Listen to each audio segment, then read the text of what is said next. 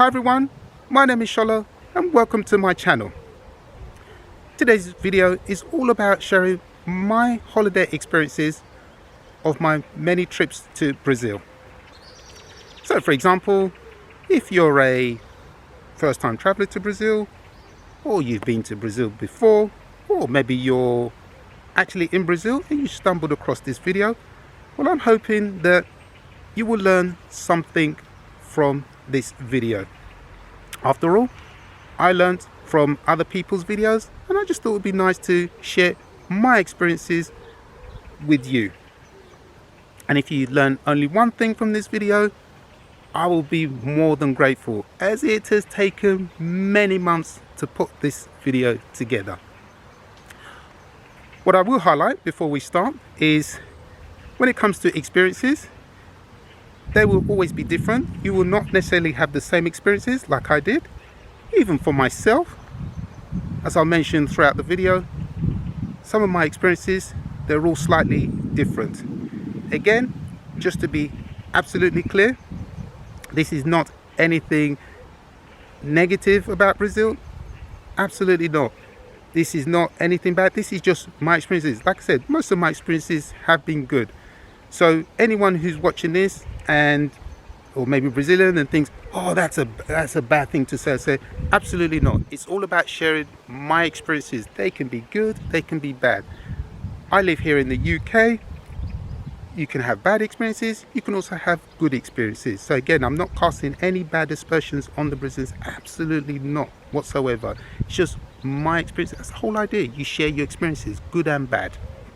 I want to make that very clear from the outset. The other thing you'll see me do throughout the videos, I'll be referring to my notes because I do have a lot of things to say, and obviously poignant things, really important. So rather than just do it off the cuff, there are very important points I do want to cover. So you will see me refer to my notes a lot in the video because there's so many things to remember, and I do want to get those salient points across. The other thing I just want to mention is that this is the first video of this kind.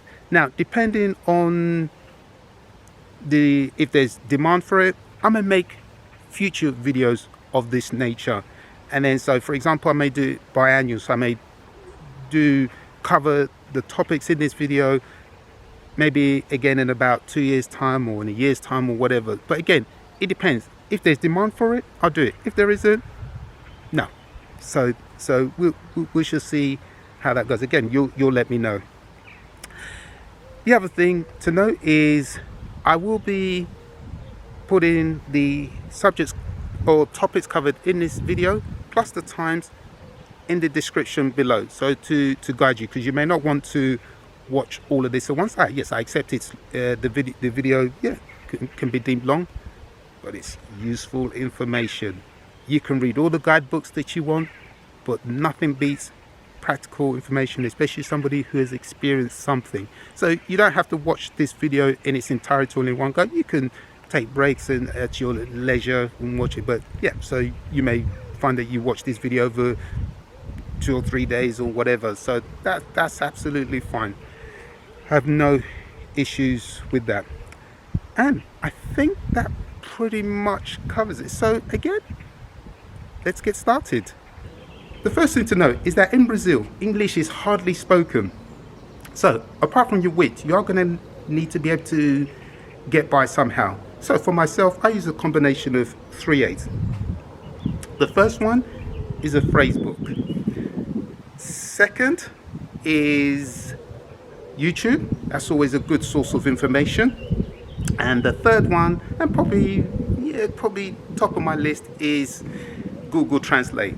And what I love about Google Translate is that if you want to order something, ask for directions, or just ask a general question, what I do is I type into Google Translate, I have it repeated in my ears a number of times, and then once I'm comfortable, I can go out and I can just say those words, which is fantastic. Obviously, I keep them nice and short. You don't want them to be too long, otherwise you'll struggle. But as I said, those are my three aids that I use to help me to get by in Brazil. And funny enough, it's amazing the amount of things I've learned just using those three aids. And the other thing as well is that Brazilians, they love it. They love it when even if a foreigner speaks a few words of their language, they're amazed. And in a funny kind of way, what it also does is it makes you feel good, and you think, okay, right, they're quite pleased, and then you think, okay, I can learn some more and some more. So again, those are my 3 aids that I use to get by when I'm in Brazil. Okay, when it comes to dress code in Brazil, pretty much anything goes. There are no restrictions or anything. Pretty much anything goes by. And if you want proof of this, go and watch other YouTube videos of Brazil, and then you'll see, especially people walking in the background. That's how I was able to identify. I went on YouTube before my very first trip to Brazil. I was thinking, oh, I don't want to stand out. I want to, sort of fit in with the crowd. And I looked at the people in the background, and I thought, oh, okay, yeah, that looks good. Okay, yeah, that's fine. So that is always a good indicator, because yes, I'm telling you, but if you actually see it in person, then that really does rubber stamp what you need. The other thing I would recommend is not to wear any jewelry. If you do, you're asking for it to be snatched from your neck or your arms or whatever. I haven't seen it, but I've heard countless stories, and I'm not one that I don't wear jewelry, so it's not a problem for me. But if you're somebody that likes to wear jewelry, if you can just refrain from doing it whilst you're there, because again, you have it on, you're just a sitting target for somebody to come and snatch it off you. Me personally, the most I ever wear is this nothing watch, and since I've been going to Brazil, no one's ever prized it off me. And if they do, it's not a problem, because like I said, it's just a regular watch. It's no special make, nothing at all. If I lost it tomorrow, I wouldn't shed a tear. The other thing I want to highlight is when you're on the beach, I would say there is a dress code? Yes, there is. And the reason why I want to highlight this is because, again, on the beach, you want to try and mix in with the locals. So, for example, guys, you will see they're either wearing beach shorts, which is my number one preference. In fact, it's my only preference. Or you will see guys wearing Speedos. And I remember my very first trip to Brazil, I even bought a pair of Speedos, but I just could not bring myself to wear them. So I stuck to my beach shorts. Yeah, there was no way I was going to be wearing those Speedos. No, but so in Brazil, basically Brazilians, they will wear combination of Speedos and beach shorts. So if you take either of those two, you're going to be fine. For women, again, there is a code when you're on the beach. Obviously, first thing to note, for women, you cannot be topless on the beach. It is forbidden. Don't try it, don't do it. It is forbidden. Now, when it comes to the bottom part of your beachwear, Brazilians, they always have the back of their the bottom part of their swimwear. It's like a thong, so it always goes right up. It's basically like a thong. Whereas Europeans and other people, Americans, they would tend to have the rear end of their the bottom part of their swimwear always covers their buttocks, basically. So if you want to stand in, you're going to really have to wear, like, the bottom part, have it so it's like a thong. So that is really important. If you wear it and it's covering your buttocks, as you do maybe in your home country, you're going to stand out like a sore thumb. So that's a tip there. Right, moving on to currency. In Brazil, they use the reais, and they have 6 different denominations of currencies, and you can use these as you go along. What I would recommend is try not to carry too many of the higher value ones. So try not to have too many hundreds and also 50s. If you can have lots of 20s, that will put you in good stead. The reason why I say that is because, say for example, you want to buy something that costs, I don't know, let's say 60 reais, and then you give 100 reais. What you'll find sometimes, and especially if they know you're a foreigner, they'll say to you they don't have any change. So you've effectively paid 40 reais more for an item that you shouldn't have. Now this won't happen in shops and stuff, but maybe on the beach side or something, yeah, especially as they know that you're a tourist, they're likely to charge you the tourist rate, which I think is very unfair, really unfair indeed. So again, try not to carry too much of the hundreds and the 50s. Try to keep it as 10s and 20s so you don't get shortchanged. Okay, in addition to the reais, you can also use, and this again, this is from my experience, I use a prepaid card. The one I use is called Revolut, and just to be clear, I'm not affiliated in any way with them. I'm not sponsored by them at all. I'm just giving you my experience of using this Revolut card, which I've used for years. I've not only used it in Brazil, I've used it in countless other countries, and it's been fantastic. And again, I'm just passing on my experience to you. There are other ones as well, but since I've been using the Revolut, I've never had an issue. So basically, it is a prepaid card, and basically what I do is usually every month that I get paid, I always deposit some money in there, so that by the time I'm traveling to Brazil or Europe or America, anywhere, there's a nice chunk of money in there, and so that I can use in that currency. What I love about it, there are a number of features I love about it. No fees. So usually, if you use your bank or credit card, straight away, yeah, there's a fee for that, and yeah, it's not a lot, but when you sort of add it up over the course of your holiday or whatever, you think, well, that's a tidy sum that the bank have made. But with the Revolut card, what I do is, like I said, I just put some money on it, and then whenever I use it abroad, as soon as I make a transaction, I have it so that it appears. So immediately I get a notification on my phone to say, yep, it gives me the conversion rate and everything. And again, there are zero fees. So that is fantastic. I really, really, really love it. The other thing I love about it as well is that you have the physical card, and you can also have the virtual card on your phone. So if you lose the physical card, you can use the virtual one on your phone. So that's really good. And the other thing I love about it as well is that I can, so say for example, I lose the physical card on my phone. Say I find out I used it last night, I cannot find it this morning. So what I do is I say, okay, I can go on my phone and I can just deactivate it. So whoever finds it cannot use it. So again, I really, really love that card. It's been fantastic. And the other thing I love about it as well is that you can use it for anything, absolutely anything.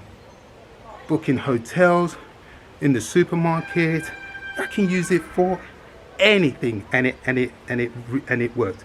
So I really, yeah. So that's why, I've used the Revolut card, and I've not had an issue with it whatsoever. Okay. Moving on to now, this is an interesting topic.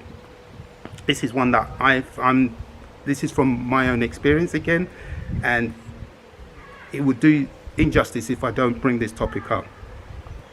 So, if you want to catch the Uber from the GIG airport in Rio de Janeiro, there is a place to catch it from. And I'm going to go through this because I had a bad experience on my first trip, And ever since then, I've learnt my lesson. And obviously, I've got to share this with you because I know what it's like. You get there and you're told something else. So, to catch the Uber at the GIG airport in Rio de Janeiro, what you need to do is, once you've collected your luggage from the luggage carousel, if you have any, you'll come out onto the concourse, and then what you need to do is you'll need to go upstairs. When you go upstairs, you will, you will only come out on your right hand side. So depending which part you make part of it you come out, you're going to be looking for the Uber sign. Once you see that Uber sign, where the zebra crossing is, on the right hand side of that Uber sign, you cross over. Once you cross over, you will see the following stand. And it's at this stand is where you will catch your Uber. In fact, that is where you will order the Uber. That's where you'll be picked up. And then on your return trip, that is where you will be dropped off. So that's really important. And I'm going to tell you why. Because, so my very first trip to Brazil, I did all my research. That was back in 2019. Did all my research. Everything I'm telling you now, I was told, yep, this is where you catch the Uber from. So I had a really long, not just a long trip, but I had quite a few connections. So by the time I arrived at the GIG airport in Rio de Janeiro, I was exhausted. I think I traveled like a day, and I just thought, right, I just need to get to the hotel, get the Uber and get to the hotel.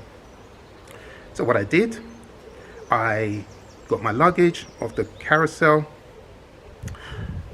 As I came onto the concourse where you meet your relatives and whoever, I was met, and this will happen to you as well. You're met by all these taxi drivers. Taxi, taxi, taxi, taxi. And you think, whoa, you know, they're just swarming around you like bees. Seriously, bees around a honey pot. So I said, no, Uber. And the guy told me, he said, no, there's no Uber. So I thought, that's most peculiar, because I've done my research, and as I showed you earlier, yeah, they told me the Uber. So I thought, okay, maybe things have changed. So I went with the taxi driver, and these are the yellow taxi drivers. You'll see their vehicle's always in yellow, I think with just like a green strip across. And as I boarded his taxi, and then we were just driving, just before we were driving out the airport, I saw the Uber sign, and I thought, yeah. I thought, yeah, you played me good and proper. I thought, there's the Uber sign, and I thought, oh yeah, he got me hook, line and sinker. Then, as we left the airport, we were stuck in traffic. And I thought, oh, you've got to be kidding me. We were in that traffic for at least 30 minutes. And what was frustrating was all these yellow taxi drivers, they're on a meter. So you can imagine, I'm just seeing the meter, you go up. And I thought, this is not good. You see, because at least with the Uber, the price is set. You know, once you've ordered it, the price is set. So I was not happy, because obviously this guy, he fooled me, and I thought, yeah, well played, you got me. And then now we're in traffic, and I can just see the bill going, just the meter going up and up. So I wasn't happy. So anyway, we finally get to the hotel that I was staying at, and it's time to pay.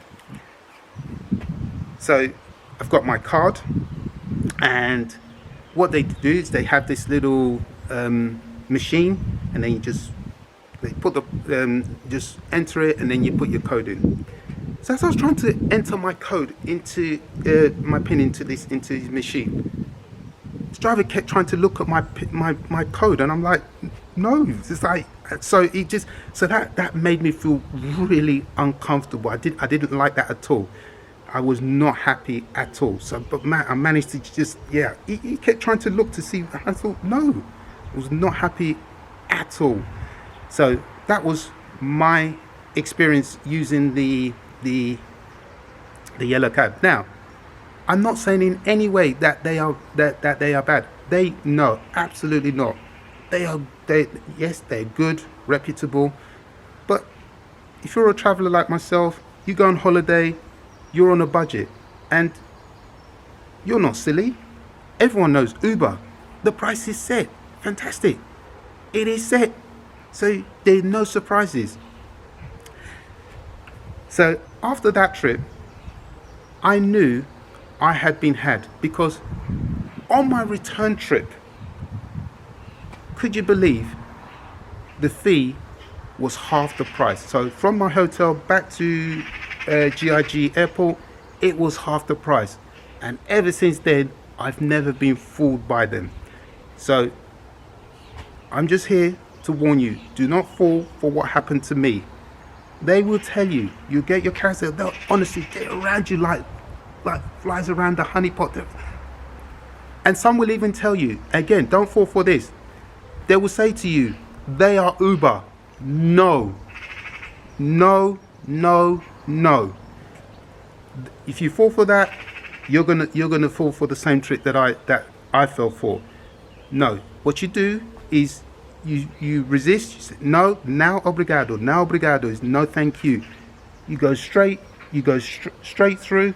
You go upstairs, and then you will only come out on the right hand side, depending with which part of the airport you come out, but it's always on the right hand side, and you'll always be walking in the opposite direction of the traffic, because it's one way, so you'll be walking in the opposite direction. And like I said, you will see that Uber sign. It's been there for years. Don't let anyone tell you otherwise, because as I said, they will tell you. They say they are Uber. No. As I showed you, go upstairs, out, you'll see the sign, cross over, you'll see, and that's where you will order your Uber. So again, if you don't learn anything from this video, if you learn that, I'll be really happy, because that happened to me 2019. Do you think it's ever happened to me again? Hell no. Even on my last trip, which was just a few months ago, I didn't fall for that scam again. I was like, now obrigado. I kept walking and I felt really good. So that's the point that I really wanted to stress. Right. Next topic is the internet. Usually in Brazil, the internet connection is usually good, whether in Rio or other parts. I've traveled a bit, sort of northeast. You don't really have any issues. Yes, sometimes you will have issues. So, for example, what I will say is, if say you're doing a blog on Brazil or whatever whilst you're there, or anything, and you decide, okay, I want to post this particular video tomorrow night, don't assume that's going to happen. Always have a little contingency of like maybe a couple of days, just in case, because yes, sometimes the internet, or can fall awry for whatever reason. So always just factor in maybe a couple of days before thinking of uploading a video. So that's something. But like I said, overall on my numerous trips, it's been fine. So I haven't had any issues there whatsoever. Right. So when it comes to stomach upset, on my previous trips to Brazil, I've never had an issue. I've never had any stomach upsets or anything.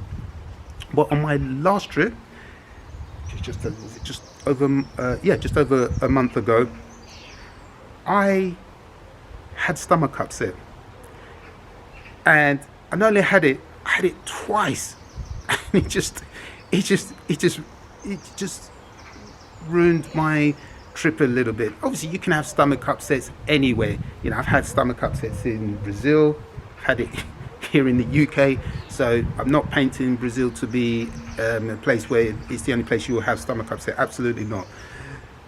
So what I would advise you is to take some kind of tablets or medication to alleviate the the stomach upset should and when it arrives. Again, that did help me a lot, I must admit. If I didn't have any, I would have, not that you struggle, because I guess in Brazil you can go to a chemist and go, but I'm one of these people that I'm comfortable with whatever I have in terms of medication in my country, I would take that along with me. So again, I would highly recommend taking some kind of tablets to alleviate the stomach upset. Yeah, I had it on 2 separate occasions on my last trip, but my previous trip never had any. So again, and I always have them in my luggage religiously. So it's something to bear in mind.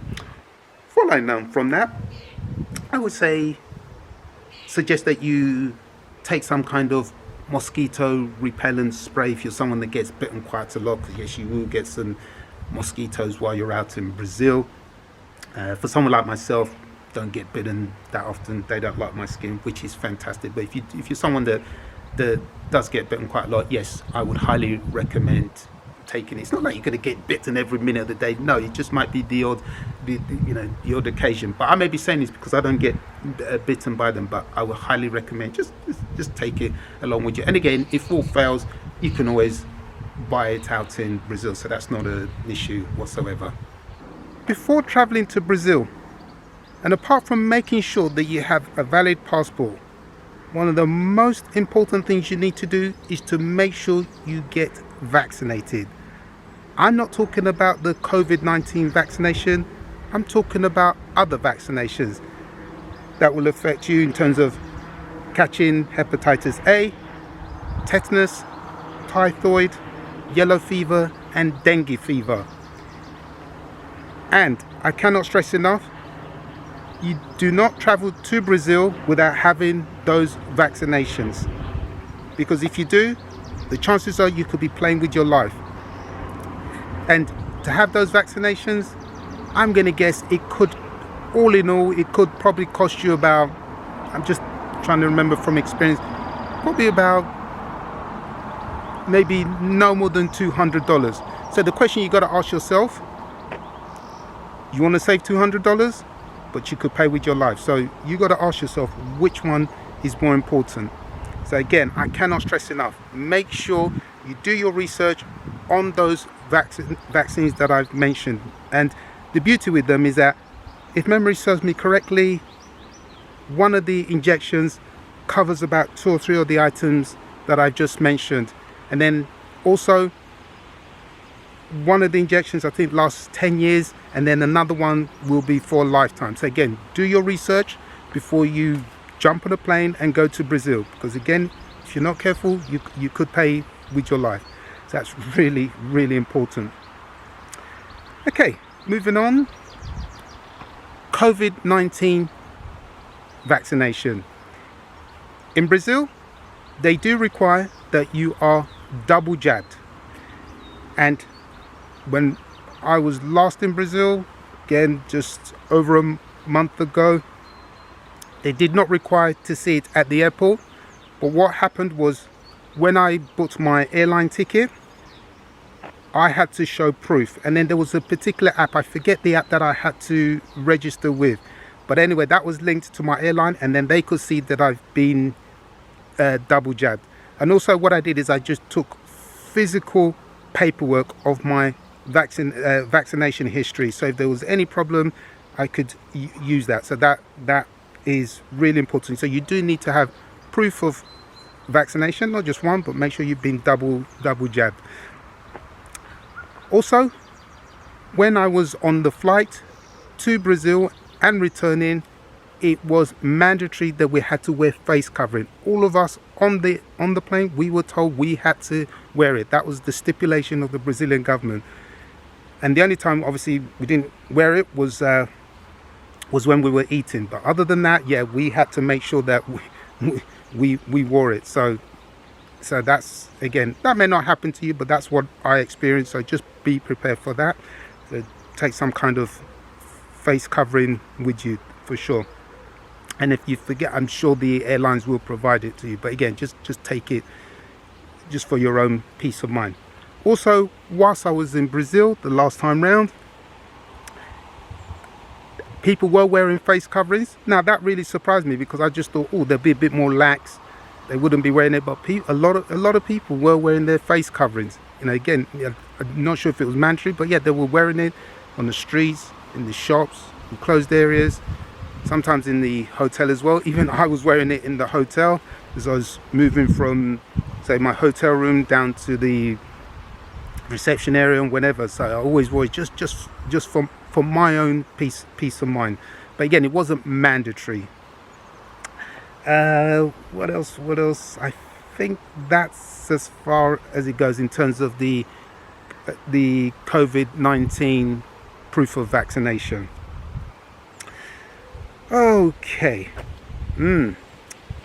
Culture shock. Yes, this is really interesting. When you go to Brazil, it's like you go to different countries, all operate different things. A few of the things that I noticed, well, one of them was whenever you're in the water closet, or we call it the toilet in the UK, there's a separate, you're not to throw the toilet paper that you use down the toilet itself. You have to put it in the bin or the garbage can beside it.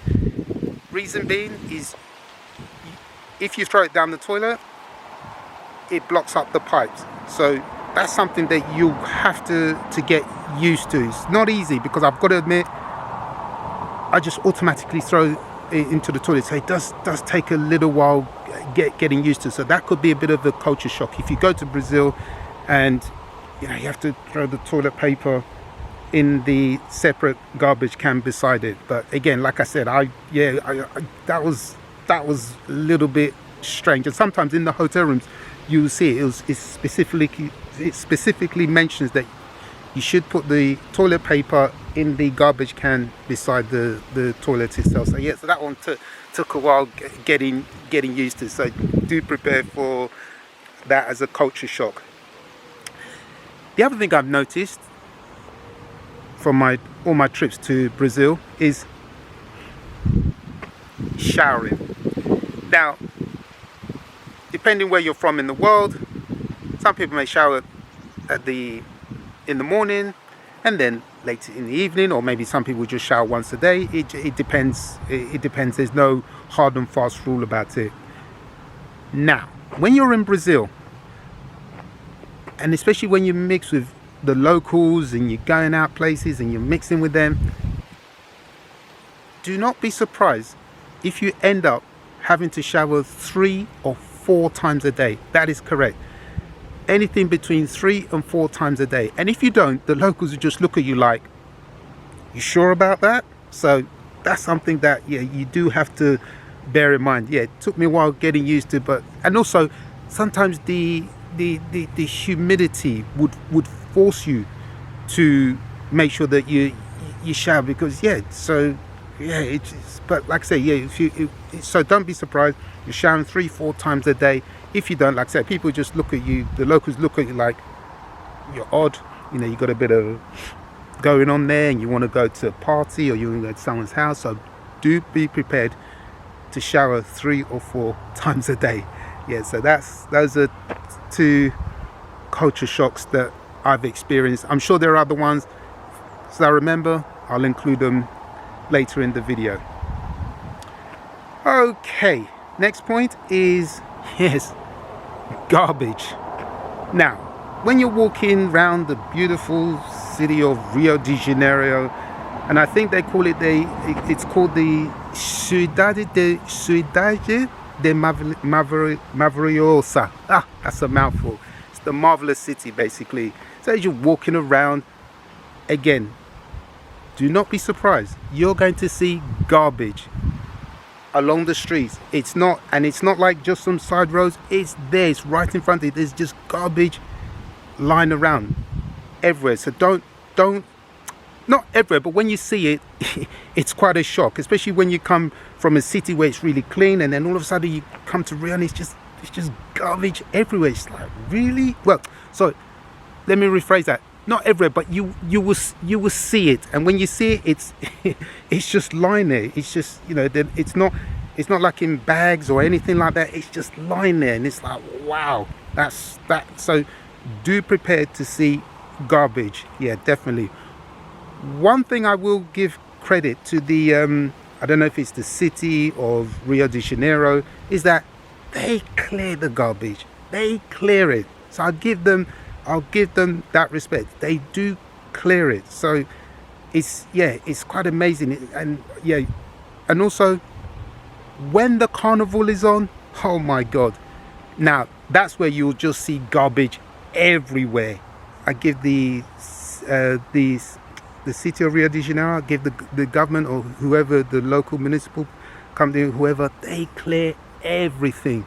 And also the men and women, they clear it. You'll notice them because they always wear like orange outfits, so they do stand out. And they are clearing it, like I said, during Carnival, they're clearing it 24/7. They are clearing it. And even out of Carnival, I've seen them, they are clearing the streets 24/7. So again, that I'll give the city of Rio de Janeiro a lot of credit. Even the street sweepers, they do get a lot of credit, because if you're ever fortunate to go to the Sambadromo, where they have the main parades, they'll be sweeping up there as well and keeping it there, and they do get good round of applause for the good job that they do. Yeah, again, I give them a lot of credit. Yes, when it rains in Brazil, it doesn't just rain, it absolutely buckets down. I have been there. I have seen it with my own eyes, to the point when it rains, it can go up to just below, for an average height person, probably like myself, I'm not very tall, you'll see rain probably just coming up to where your knees are. It's incredible.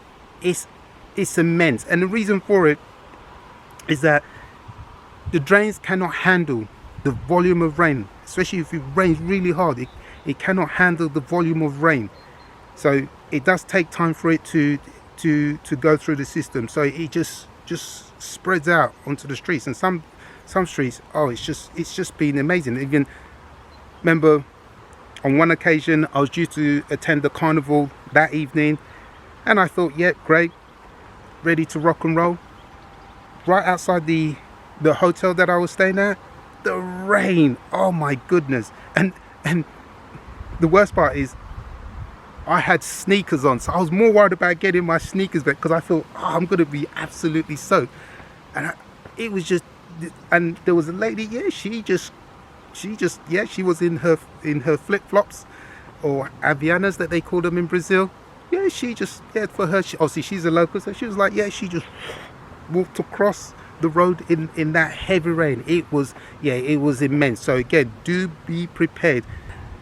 The other thing you will see a lot in Brazil, and it's very stark and it's in your face, is poverty. Yeah, it is very stark and it's very real. You will see this. As you're touring around, you will see it. You'll see, and it's, yeah, it does break my heart. I'm sure it will break your heart as well. So you will see that a lot.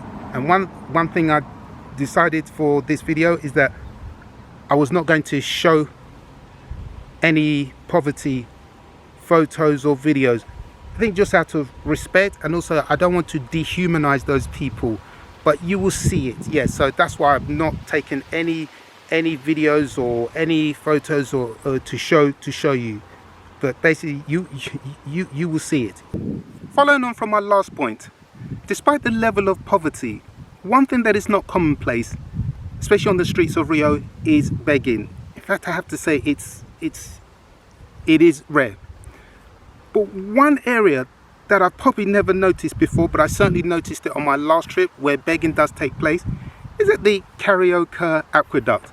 And for those of you who are familiar with it, it's like a nice paved square and really idyllic for tourists to take photos, because on one side you have the Carioca Aqueduct where the trams run across the top. That's really nice, and those trams it does go to Santa Teresa. And in fact, if the tour guide is good enough, they would tell you that certain areas you should not disembark, because if you do, you're likely to head into one of the favelas, which is really easy to do. So again, just be mindful. Always, I'm sure the tourist guys will always notify you. So going back to that Carioca Aqueduct, which is obviously, like I said, nice square area in Lapa. And again, it's a lovely place to take photos because you've got the Carioca Aqueduct, you also got the cathedral, and you also have the Petrobras building. So it's a really nice place to take photos and so forth, especially for tourists. So what I noticed on my last trip to Rio was that when I was there, in fact I was just shooting some clips for other videos, I just noticed that the locals, and you'll see the locals because unfortunately, yes, they are down and out, and you'll see them by the shade and also by the trees, again taking the shade. So on my last trip there, I did notice that I was getting approached a lot, and which was really annoying. And even I recall there was a lady, she was absolutely persistent, and I was thinking, oh, this is becoming intolerable, especially in that heat as well. And then there was a kid, he couldn't have been no more than about 16. Again, he kept approaching me for like money or something, because they can tell you're a tourist from a mile off. And I found that really, really annoying. And with that kid, when I looked at the bottom of one of his legs, he had a he had an electronic tag, and I thought, no, for all I know, I don't know what he's been inside for, but yeah, he had a tag, and I was like, absolutely not. So again, do be aware when you're taking photos around there, be aware of your surroundings. You may be pestered a lot because they realize you're a tourist. Now, one thing I will say is, if you do go there, again, just be mindful. But what I've noticed is that the police are usually there a lot. So the police car will be stationed at the Carioca Aqueduct. But when the police are there, the beggars don't tend to come to you. But when the police are not there, they will certainly come to you. So just keep that in mind if you go to the. In fact, you're 9 out of 10 times likely to go there, because it's very close to the. Was it the Escadilla de Celeron? So it's really close by, and again, lovely place to take pictures. But again, just something to bear in mind. Okay, what's next on my list? Yes, safety. Now I have to say, in all my trips to Brazil, I have felt very safe. You may argue, well, because you're a guy, but even then, because I'm a guy, I don't just stay lax, do whatever I feel like. I have to have my tentacles out. So when I have my phone out or anything, I always make sure that, there's no one around me to just maybe swipe it out of my hand. So again, safety, very important. The other thing I will say is that you should, at night, never walk, always keep where the crowds are. You will see some streets, there are no pedestrians walking down there. Try to avoid them. Yes, it might be a shortcut, but it might be a shortcut to ending your life. So I'd rather go the long way round and stay alive where there are people, rather, because again, locals will probably know the area well. So again, try to stay away from dark streets. That's the point I'm making. The other thing I should highlight as well is when it comes to carrying cash, try not to carry too much at once. Again, just in case there's potential to get robbed. Obviously, if somebody pulls a knife at you or gun or whatever, just give them the cash and let them go. Your life is going to be worth more than the cash you're carrying around. And then if you do have to carry it around, because obviously sometimes you're going to move from hotel to hotel or from region to region, maybe spread it, have a little, is it like bum bag or something like that? So just spread it. I don't know, ladies, maybe, I don't know, have it in your bra, some of it in your bra or something like that. So just spread it around. So yeah, so do Do keep that in mind. The other thing that you should be aware of, maybe it's your first time, the use of mobile phones. It's not an issue. Most people in Brazil, they have mobile phones, so don't be frightened that if you get your phone out, will someone swipe it over you? Because that was always one of my worries before I went to Brazil for the first time. So you don't need to worry whatsoever. You can carry your mobile phone around and so forth, so that's fine. Okay, so let's move on. Okay, this is a nice topic to talk about. I do enjoy this one. Yes, traveling around Brazil. Now, if you want to travel around Brazil, there are two effective ways you can do this. Obviously, one is by road, and the other one is by air. I'm going to break these two options down. So I'll start with traveling by air. Obviously, you can go for the domestic airlines. I'll put those up on screen. Again, personally, I tend not to travel by air, probably because I'm scared of flying it, and I think it is a good option, especially maybe you want to cover quite a few places, and Brazil is very far. So I think, yes, flying by air, especially the domestic airlines, is a very good option. So again, I'm sure, just have a look on the internet, check those airlines out, and then if you obviously you book in advance, and so just like as you do at home, and then you should be fine. Right, then obviously the next option, and this is one of my favorites, is by bus or coach. And what I love about this one is that you get to see the terrain. You get to go to visit other towns, basically places you wouldn't see when you're flying by plane. You'll get to see it. So I get to see the natural terrains, see different towns as they stop for breaks and stuff. So that's my favorite option. Now, when you're traveling by bus in Brazil, the way it works is it's a double-decker bus, and which is really nice. So if you've never been on one, be prepared to experience that. So it's a double-decker bus or coach, however you want to call it.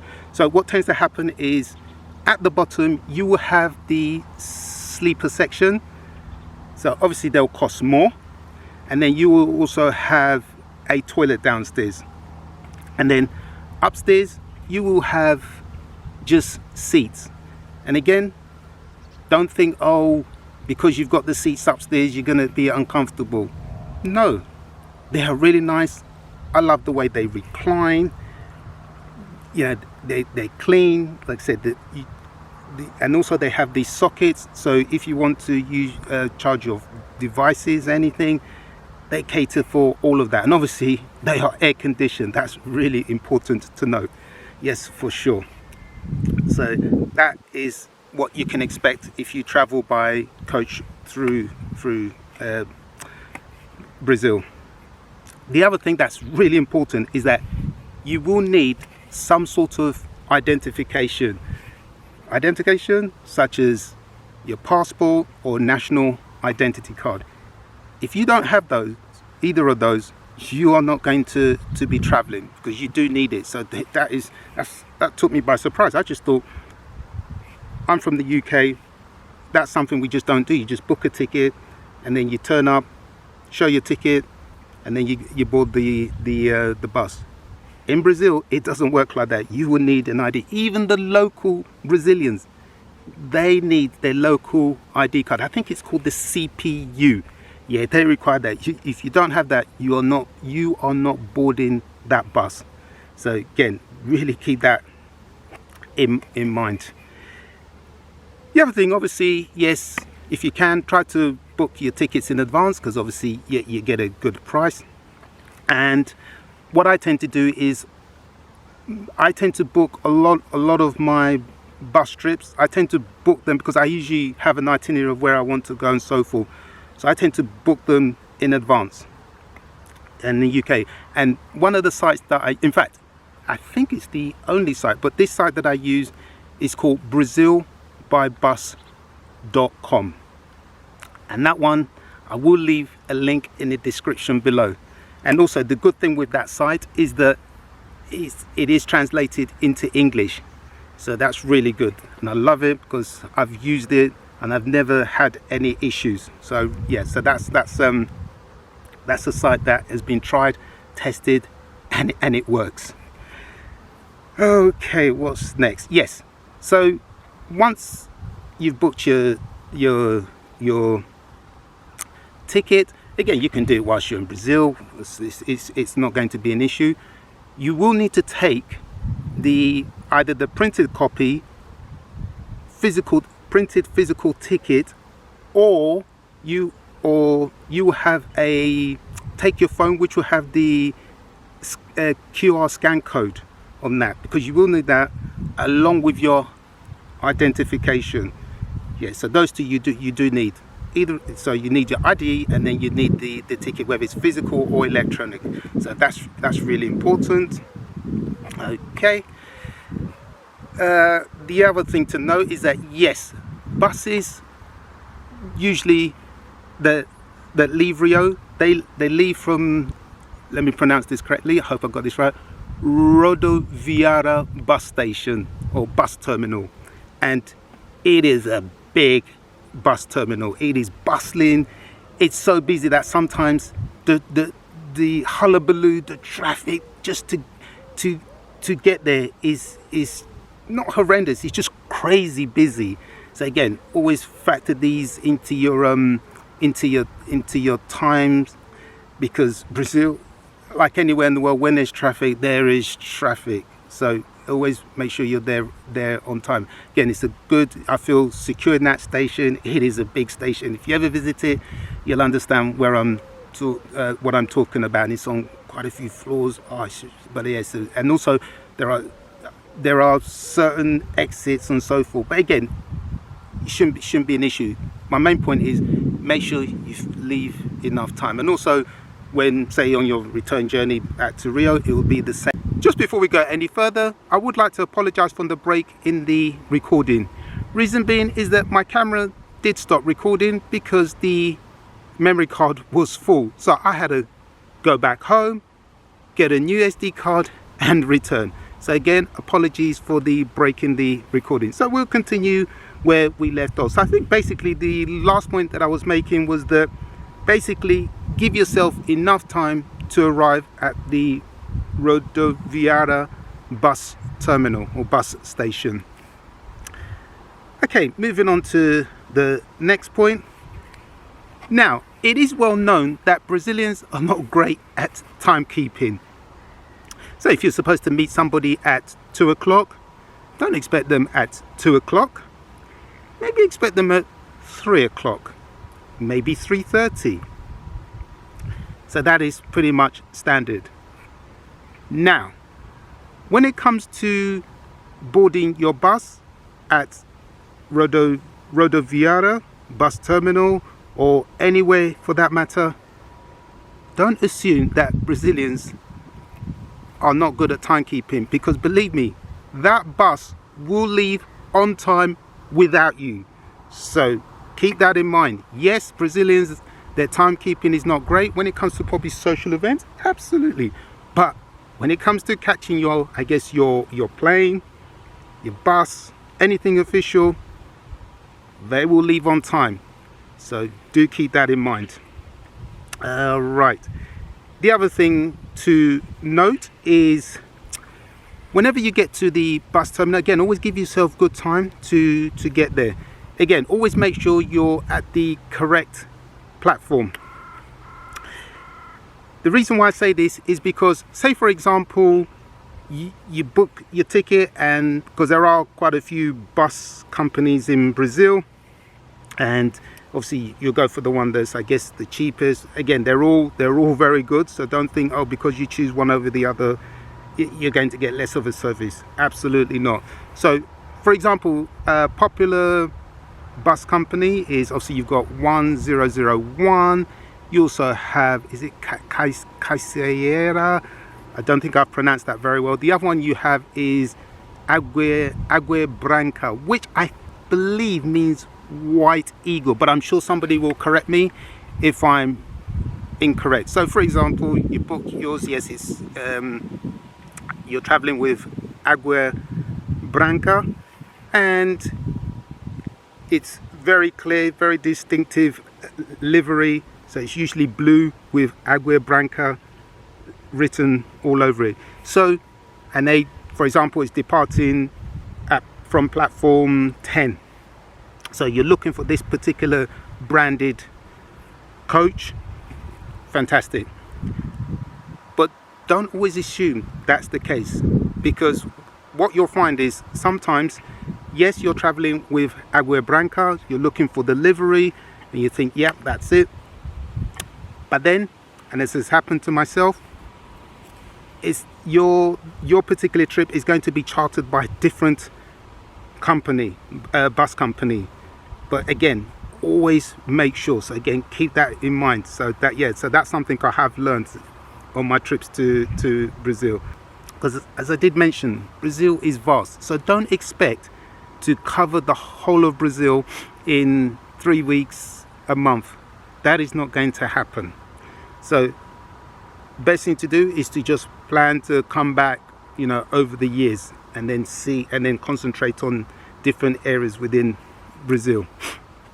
So for example, if you want to travel by coach from Rio to Sao Paulo, it's a good 6 hours. So just giving you that so that you've got an idea. You think, oh right, okay, so he says from Rio to Sao Paulo is 6 hours, and that also includes the stopovers about midway. So do bear that in mind. And also sometimes the temperature can be different. So whilst in Rio it's sunny and beautiful, goes back to what I was saying about before, traveling by coach, you'll see the different terrains. Midway it's raining, it's you just think, wow, that's totally different to where I've just come from in Rio. The other thing to note is your luggage. So when it comes to your luggage, obviously you can have pretty much like your hand luggage, which you can take into the coach with you, but your main luggage, and usually they're not big suitcases, nothing is, I mean, I may have seen 1 or 2 people, but it's rare. It's usually small luggage that will go into the rear of the vehicle. And what will happen is you'll be given a ticket number. That ticket number will also be assigned to your luggage. So obviously make sure that you're the correct person that collects your own luggage. But me, whenever we stop over, I'm always even just looking just to make sure that no one has taken mine by accident. And that leads on to another point which I haven't got on my notes here, which is, if you can, try to keep your valuables on you. So in worst case scenario, that say your main luggage is taken by mistake or something, you won't have, so just making up, you won't have your expensive camera or equipment or other stuff in the main luggage, which is stored in the rear. But usually it's generally safe, so there's no issue there. So I always keep like all my electronic gear and everything, documentation, I always keep those on me. I never keep them in the where they store the luggage. This next point, I wouldn't normally talk about it, but the reason why I've decided to raise it is because in Brazil, again, depending where you're from in the world, everybody's different. But in Brazil, the way they drive, the way they overtake on the motorway and stuff, the way they drive, whew, my heart rate is beating ever so fast. So, me personally, I always wear a seatbelt. Again, you don't have to wear a seatbelt, but I personally, I choose to wear a seatbelt. It's something that's always been ingrained in me anyway. And also, I come from a corporate background where health and safety is a big issue. So anything you can do that make sure your safety is paramount and you go by, that is really important. And the reason why I stress this point, I wasn't going to, but I thought I would, is because I said the way they drive is just wow. It makes Formula One look very safe, seriously. Reason why I mention this is that, as you'll see on the screen, this is the aftermath after an accident that I saw. And I was traveling on the coach. I was traveling somewhere, and I was sitting at the top of the bus at the front, so I got to see it, the full aftermath. It was a terrible accident. Out of respect, what I did not do is take photos of the accident once we arrived at the scene, because it was pretty much fresh. And what I saw there was quite a few bodies on the motorway. So I don't want to go into too much detail, but I think you can sort of see where I'm going with this one. So again, you don't have to wear the seatbelt, but after what I saw, that will always live with me until the day I pass over. And also there was some other stuff that I saw, which obviously I'm not going to share with you, but that was a very scary moment. So again, the choice is yours. You don't have to wear it, but after the carnage that I saw, yeah, it is. I mean, luckily, like I said, I always wear mine religiously. It's not even I was wearing it on the coach, so it wasn't like, oh, I saw the accident and I thought, oh, you know what, let me wear it. No, I always wear it religiously, because for all I know, the next thing, driver pulls the brakes, was probably maybe sleeping, next minute I go crashing straight through the front glass of the coach. No, I know I'm gonna die, but I don't want to die just yet.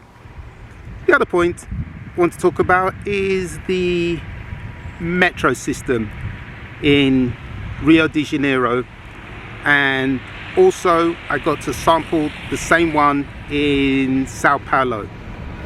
And I have to tell you, I'm not sure what your views, perceptions of Brazil are, but before I went there for my very first trip, I thought, yeah, I'm not sure about this country, probably third world, but let me tell you, when I went on the metro system in Rio de Janeiro, my jaw almost hit the floor. It was amazing. It was futuristic. I could not believe I was actually in Brazil. For all I know, I could have been somewhere like in Japan, where they're really advanced. I was mesmerized by their metro system. It was clean. It's simple to use, and everything's, in terms of the lines, it's color coded. Like I said, I didn't see litter anywhere. It was amazing. And even during the height of Carnival, it was fantastic. And of course, it was air conditioned. That was superb. And the other thing I loved about it, and you may not think of it as a big thing, but you could use your mobile or cell phone. That is really important, because I live here in the UK. If you go down into the underground, there's no signal. And I think, for example, in the times of an emergency, you cannot contact anyone. So that's something that I guess maybe the Mayor of London needs to look into, because the one, like I said, the system in the metro system in Rio de Janeiro and in Sao Paulo, 10 out of 10. It was superb. I think the last time I saw a metro system like that was in Washington DC in America. Very slick. But yeah, this one, superb. And also, it probably makes sense, because I believe, they spent billions of dollars. Brazil spent billions of dollars upgrading and extending the lines for the 2016 Olympic Games. And you can see that the money is well spent. Again, I cannot applaud the metro system in Rio de Janeiro and in Sao Paulo. I cannot applaud it enough. Absolutely fantastic. The other thing, as I said, obviously it's cheap to use, very simple. Traveling around on there is pretty simple as well. You have these blue ticket machines, and if usually I buy what's called a unitario, which is just the Metro card. I think it's about 5 reais. You know, it's really cheap. Just load some money on it. Yeah, just load some money on it, and then you enter it just before you go through the barriers. It takes it in, obviously it recycles it, somebody else uses it later on, and that's it. So, and then you just push out at the other end. The other thing I like with those ticket machines as well is that you can be translated in English. So that was a really big help, especially when you're stuck and you don't know. Yeah, so sometimes I'd ask the locals, but obviously once I press English, then I'm able to navigate my way through. So that is really good. Right, next point. Right, this is something that I've not noticed before in Rio de Janeiro, but I noticed it on my last trip. So that's usually markets where they're selling clothes, bric-a-bracs, all sorts. So whether it's, I noticed it more on the indoor markets, and I noticed it. So for example, a classic one. So this Brazil top that I'm wearing here, I remember I was in Rio, I thought, yeah, I really want a top like this. I really like it. And I was walking around the indoor markets, really nice, and I just thought, yeah, okay, saw one very close to this, but it just wasn't quite right. Then the people working there, they asked me, so basically they went to another store within the market to find this one for me. But before they went, so for example, just for argument's sake, let's say this one was 50 reais. So bless the guy, he went off. Obviously they all connect, they all know each other. He went off, he came back with this one, and all of a sudden the price was 60 reais. And I thought, no, come on, I could easily just walk around there myself and save myself 10 reais. Then obviously, because I wanted it, and then I was bargaining, and I was adamant I wasn't going to pay for the extra 10 reais. So then I managed to and I had my Google Translate, and I was like 50 reais is final. That is it. So that's something, just be aware of that. You'll see something probably not quite what you want, then and again, the people there, the market stall holders, I wouldn't say they cheat you. Absolutely not. They're doing a job. You know, they go out their way. But I just thought, yeah, but then I could have gone over there myself to save my, you know. So yeah, just something to be aware of. Yeah, that's something I haven't noticed before, but I noticed on this last trip of mine. Right. I did mention earlier that on my last trip to Brazil, I suffered 2 bouts of diarrhea, and again, till this day, I have no idea what caused it. Maybe one of the reasons that caused it is obviously something I've eaten, and usually what tends to happen is I stay in hotels, and so when you're hotels, they usually have the breakfast included. So then I start wondering, oh, maybe did I drink like ready-made fruit juice? Because obviously that will have, I'm 99% sure that will have been made with their local water.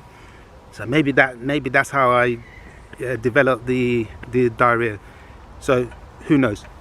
So the point I'm basically making is, if you can, stay away from the regular tap water and stuff like that.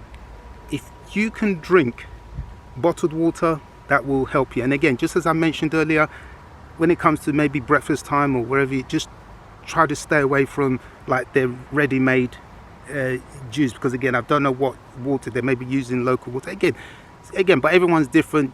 Some people may drink it, not develop it. But that's just basically the point I'm making is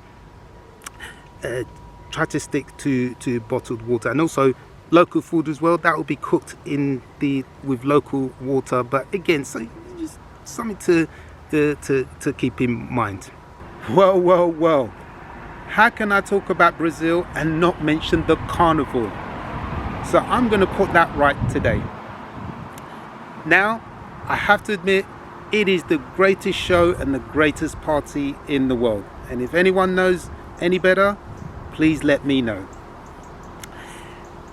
If this is your first time visiting my channel, I have to say there is a lot of material regarding the carnival. So I've got videos regarding the street parties, otherwise known as the Blocos, and I also have, in fact, the majority of my videos are concentrated on the parades, which takes place at the Sambodromo. So the way I'm going to address the carnival is in two parts. So the first part will be the street parties, otherwise known as the Blocos, and then the second part will be the parades, which is held at the Sambodromo, or otherwise locally known as Sapucaí. Yeah, so that's where. So traditionally, when it comes to carnival, it's usually held before Ash Wednesday.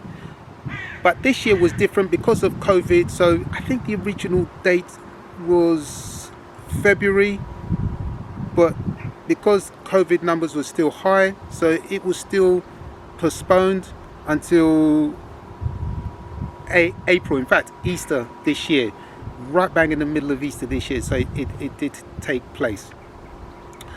What I will say is that because this year was different, so what happened was, yes, the parades went ahead, but the actual street parties, or the Blocos themselves, those were cancelled. The government, they cancelled it. So the streets was much more subdued this year than usual. So anyone who visited it this year, you know, may think that's the norm. No, it is not. Usually the streets are so busy.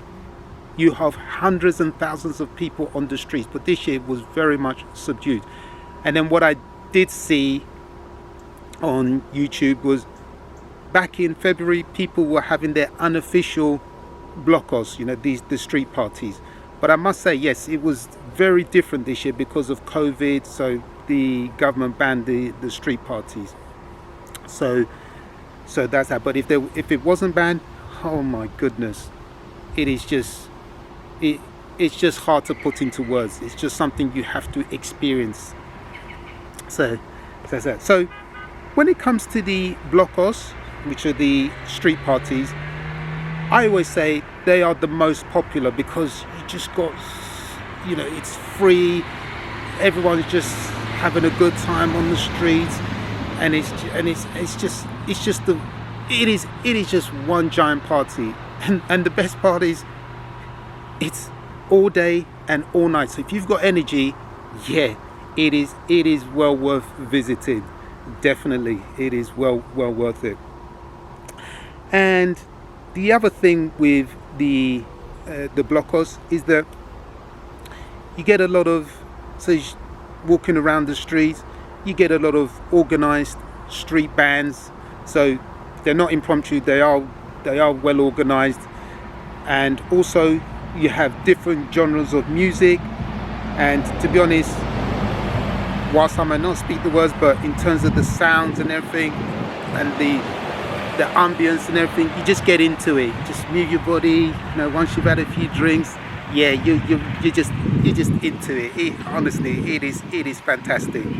It really is. If you get to go just once in your life, I'd highly recommend it. It really is, especially if you're a party person.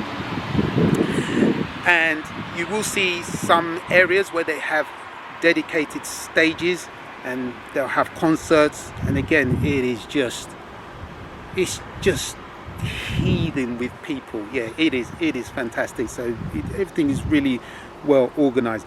And the other thing with these Blocos, the street parties, is that you can actually follow them. There are apps that you can download. I forget, there was one particular, I cannot remember. I think it was sponsored by the beer company at the time. I think it's Amstel or something. But there are specific apps that you can download, and then you can check. So if you're familiar with the street, you can go, okay, yep, 2 o'clock, there's one Blocos over there, 4 o'clock there's another one. So there are, but I gotta be honest, personally, I just leave the hotel and I just walk, and before you know it, you'll end up in a Blocos. That's just how it is, and it's just impromptu. You're just like, oh right, okay, here's one, and you go with it. So that's really cool. The other thing I like about the Blocos is that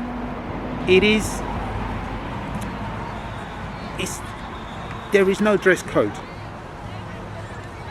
You can wear whatever you like. You can wear anything you like, girls, guys. I've seen people dress up in different types of costume outfits. It's so good.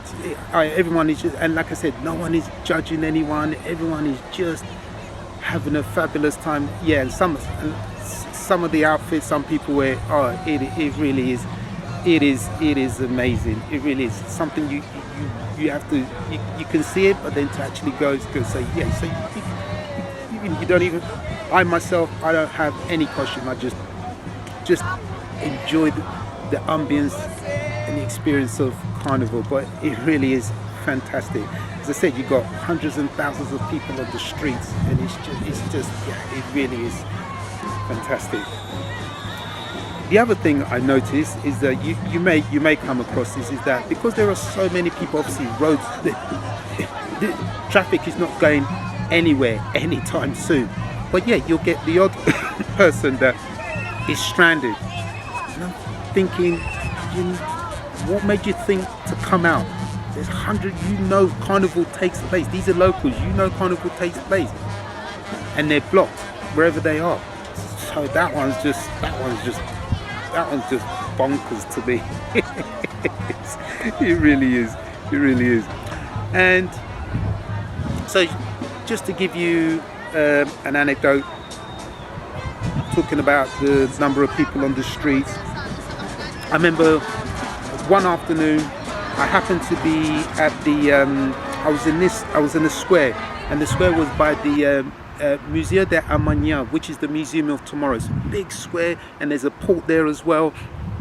Just happened to be there, and then I thought, okay, I'll make my way back, and then just make my way back. There's a McDonald's. I thought, quickly grab a drink there. That was the plan until I saw thousands and thousands of people coming towards me, and that plan was scuppered. The people will come. So that's what it's like. You think, oh yes, you're going to go from A to B, B to C. Doesn't always materialize like that, because you'll just see these blockers. Just redirect your route. it's amazing. It really is amazing. Yeah, and again, people dressed in all types of and because of the climate, less is more. So it is fantastic, and it's like that even on public transport, the metro. Oh, it's heathen with people. The buses, honestly, it's incredible. Just something you have to witness. Let's say I just see all these people coming towards me, and it was just, again, everyone's in good spirits and good mood. Oh, fantastic! Really was. Now that leads on to my next point, which is, because there's so many people on the streets, day and night, you need to think about, obviously, security. Make sure, by that I mean, don't leave your mobile or cell phone hanging out, inviting thieves to take it, because I have seen it where people have had it, their mobile cell phones pinched, and then there's like a melee. Like, oh jeez. And so yeah, you need to be street smart. So try and don't leave your mobile cell phone hanging out, for someone to pinch it, because there will be opportunist thieves. There will be those who, I guess, see Carnival as like a dream ticket to go and steal mobile or cell phones. So again, your money, whatever, really keep it close to you, because especially with so many people on the streets like that, some areas can be very claustrophobic, and then in a split second, your wallet or purse or your mobile cell phone could be gone. So again, cannot stress that enough. Really take your safety and security very highly.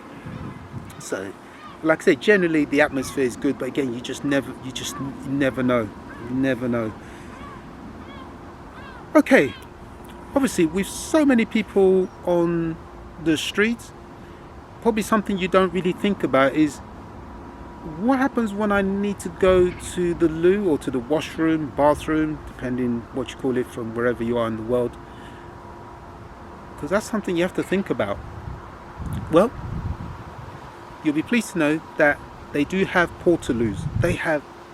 There's so many portaloos dotted all around for the carnival. So that's where you would go. I think they're either blue or green. You cannot miss them. They're all dotted around. So that should never be a problem. I personally never use them. What I do is I always make sure that I'm not too far from my hotel, so I can always come back, use the bathroom in my hotel room. And also, something I mentioned earlier, it's another opportunity for me to have a shower before I go back out again. So again, yeah, I've never used those portaloos whatsoever. Okay, so I think I've covered the street parties, otherwise the blocos. So now I'm going to go on to the parades, which is, again, if you do get to go, it's a fantastic experience. It really is. So the parades is traditionally held at the Sambadromo. Obviously, I think it was built, in 1986, because before, what used to happen is the parades used to take place on the streets. But then what happened was that it was just difficult. So what they did, I can't remember who built the Sambadromo. I can't remember if it was Oscar Neymar or something like that. So they built the strip, and the Sambadrome is big, to the point that in terms of capacity it can hold 90,000 people. So that gives you a scale of how big the place is, and it's a grandstand, and it's just, honestly, it is amazing. And obviously at the Sambadrome or Sapucaí, that's where the best samba schools perform their parade. And also I should highlight, it is a competition. It is fiercely contested, and the way it works is the competition. So it goes on. It's 4 nights. So the first 2 nights, they are for the access groups. So the way the samba school works is you have 2 tiers. So you have the first 2 nights, which are occupied by the access groups. Then the last 2 nights is occupied by the special groups. So what happens is you have the special groups, which are the top tiers, the top elite samba schools. Then in the division lower, which is the access groups, you'll have like the next set of top samba schools. And believe me, don't think, because the access group are below the special groups that they are not good. Believe me, if you get an opportunity to go to the access group, to see the access groups, I would highly recommend it, because they are really good, really good. So as I said, so it's a competition. So for the access groups, they've got, each school has about 60 minutes to parade their stuff and move on. And while they're doing that, they are being judged. They're being judged on lots of different criteria. Yeah. Then for the special groups, so the samba schools and the special groups, they will also strike their stuff, obviously on the last 2 nights. And each school gets about 75 minutes. Yeah.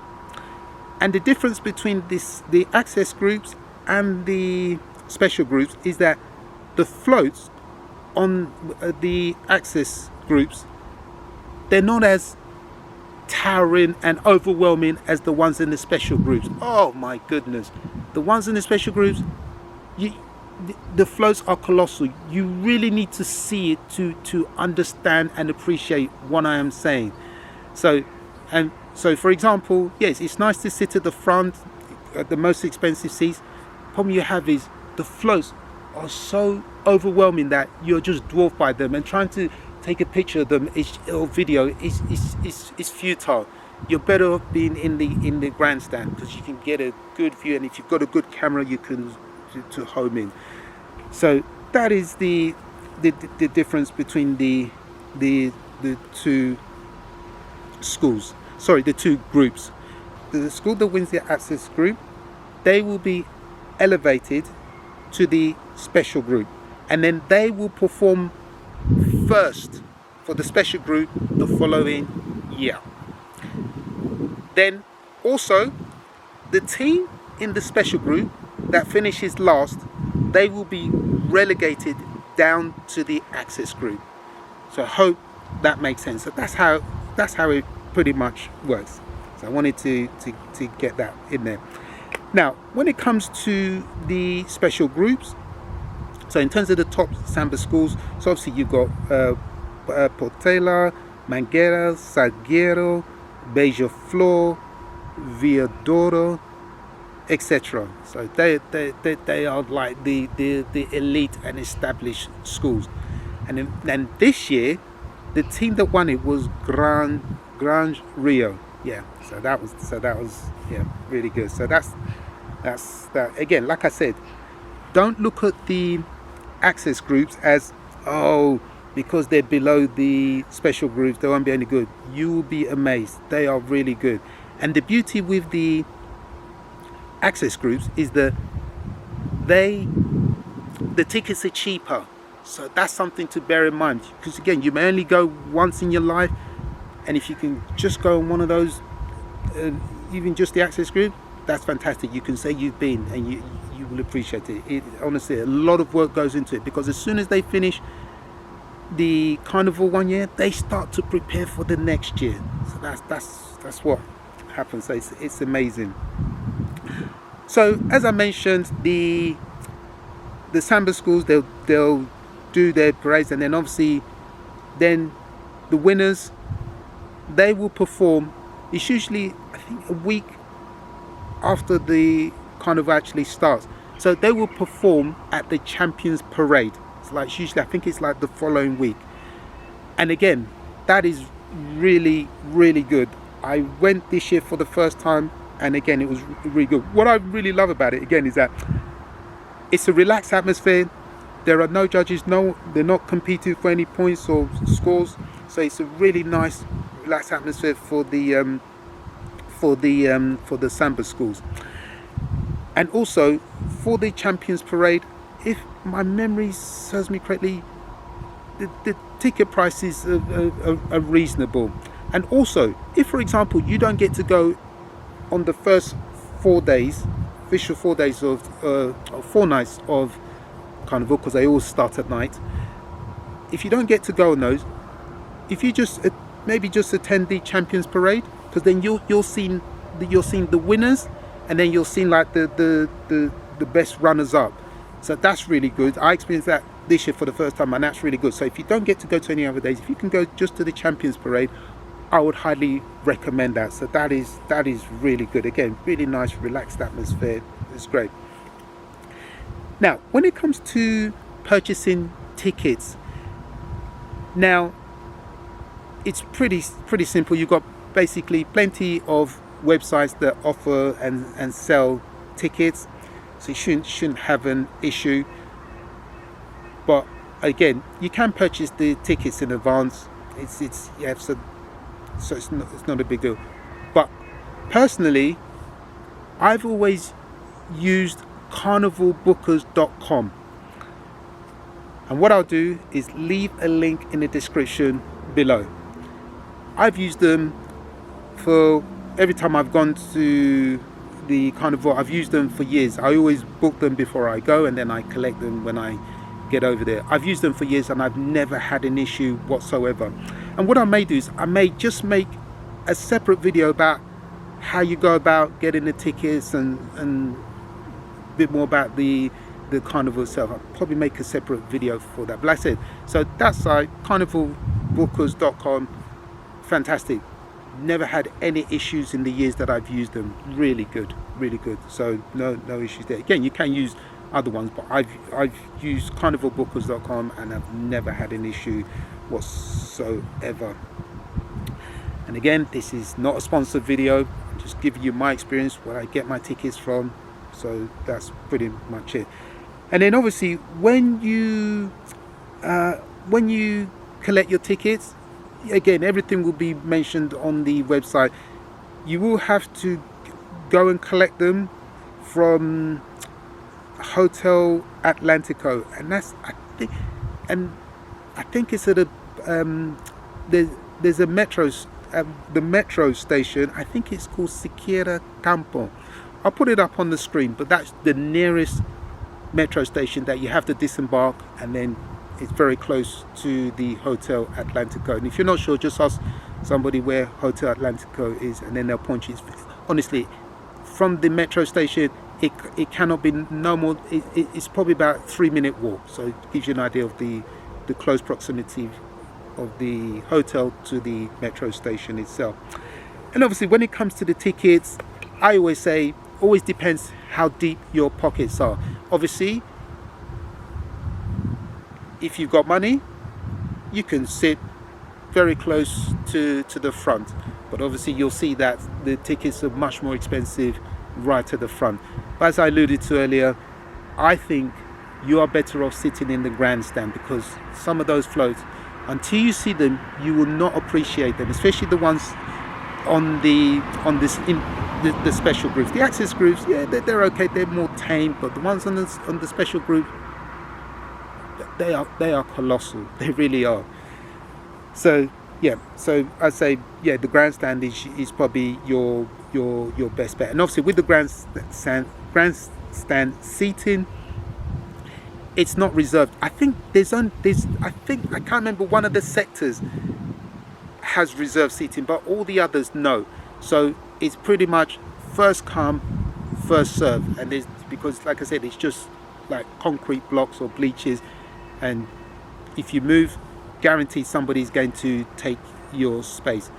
So just to give you an example, whenever I visit, I tend to stand, or wherever spot that I'm in, I'm pretty much there for good, on one spot for 10 hours, because I'm a special nut. I will watch from the start to the beginning, and what I do is I always have to get there probably about an hour and a half earlier than when it starts, so I got a good vantage point.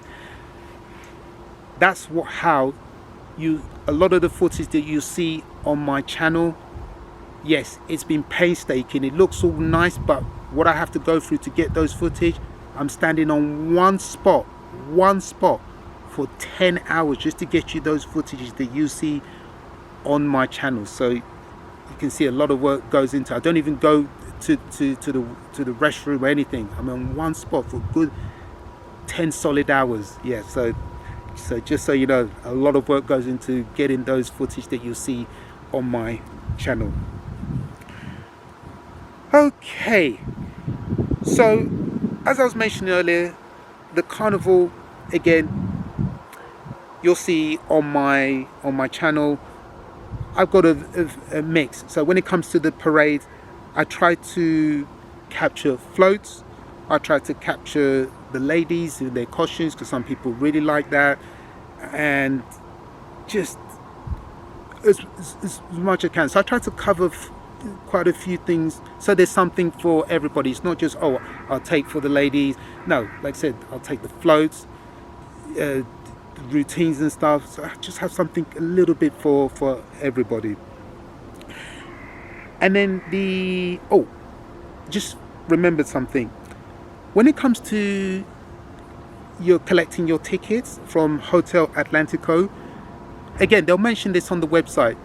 You will need some form of identification, so you need, like, I guess, passport or national ID number, and most important of all, you will need the credit card that you booked the tickets with.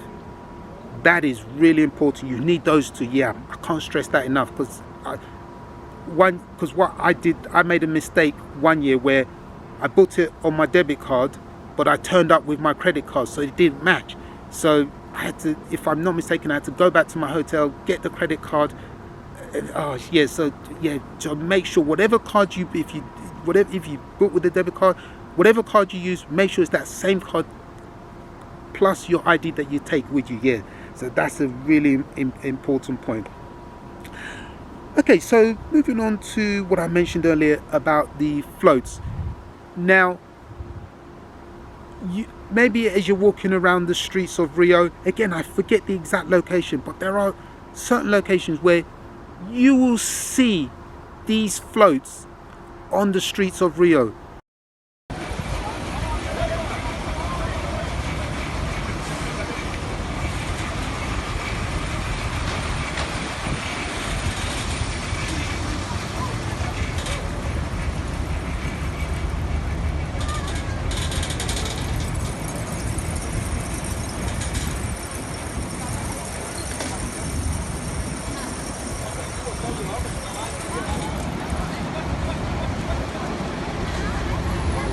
The other thing to note is that you can go and watch these samba schools practice at this Sambadromo.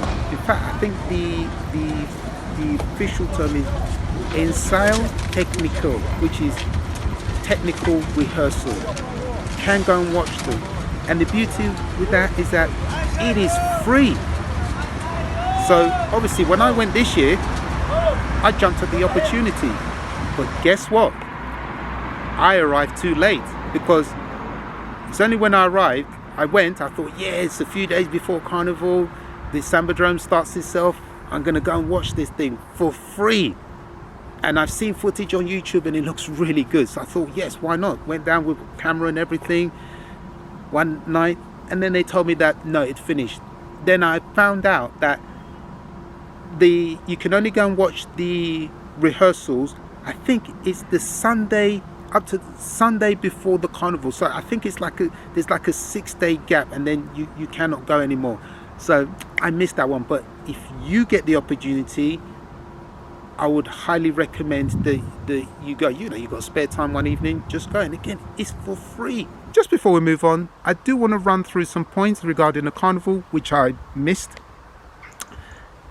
For example, when it comes to purchasing your tickets for the Sambadrome, always buy them from reputable websites. Do not buy them from ticket touts. And with ticket touts, you can be approached at any time, not necessarily just at the arena, at any time. Just happily decline. And also, with the weather and everything, sometimes you may just be approached out of the blue, and then you start talking, and then you get involved. Do not fall for that. Give you a classic example. So this year at the Carnival at 2022 in April this year, I was at my hotel. I was having breakfast, and somebody, a gentleman, for all I know, he could have been one of the people that stayed there, but anyway, he wasn't. It seemed like a local.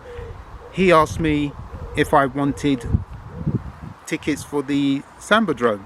I happily declined. There was no way I was going to get embroiled into a conversation about purchasing tickets, which for all I know could be fake, and then you end up losing out. So again, do not do that. And the other reason why I say always go via a reputable website is that I can tell you, because the Sambadrome has a capacity of 90,000, can hold 90,000 people, there is no rush to get tickets. You can get tickets right up to the day of the event. Obviously, you just have to make sure that you book it, and then you have to go and collect it, obviously, on the day. So don't feel, last minute somebody approaches you looking for ticket touts. Happily decline. There is no need to do that whatsoever. Okay, The other thing to note is that you may be wondering, because the Sambadrome is an open arena, what happens when it rains? Well, I can happily tell you, after going for a few years, it continues. So the rain doesn't spoil the carnival. Now, sometimes it may rain very heavily for short spurts, but then it will just delay proceedings slightly as they sweep the arena, but they go ahead even with the rain. So don't panic there. Okay, yes, you might want to take a light, I don't know, poncho or something to that extent if you know what the weather's going to be like. But usually the rain usually passes and then the event still goes ahead. So that's fine. Now, again, I haven't been to the Sambadrome for a few years now, and I'm besotted with the whole Sambadrome parade. For me, it is amazing, and it really is the greatest show in the world. One thing, if you ever visit, you should always look out for is that, again, I'm not sure what your perception of Brazil is, but believe me when I tell you, when you go to the Sambadrome parade, especially for the special groups, there's one common thing that runs through the sessions, and that is not in every samba school, but definitely you will see it, and that is the technology, the high level of technology.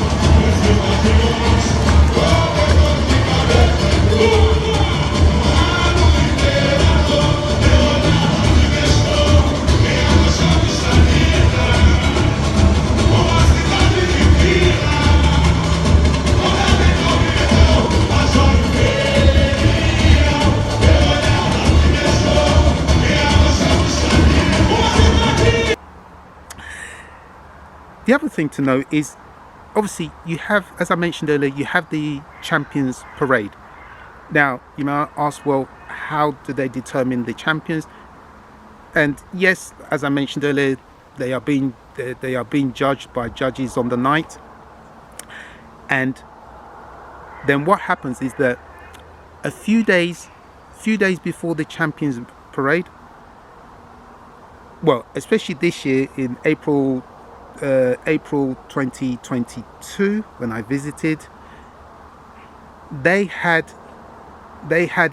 was an event, and it was actually at the Sambadrome itself, so they put up a stand and whatever, and I'm sure people could attend, but there weren't that many people in the crowd, and it is watched on TV, and I managed to watch it. Obviously I didn't fully understand what was going on, but for me it wasn't really difficult, because they would give you the criteria they were judging, and then you could see the score, so that wasn't difficult. And then obviously whoever won, which this year was Gran Rio, then it is announced. So it is a big TV event. Now, I'm not sure if it's always announced at this Sambadrome, but this year in April 2022 it was, and it was televised and it was live, so you can see it, and then that way you can determine who the winners are, and then you'll see those are the people that will appear at the Champions Parade. And I think I just remembered as well, the Sambadrome itself, the whole of the events.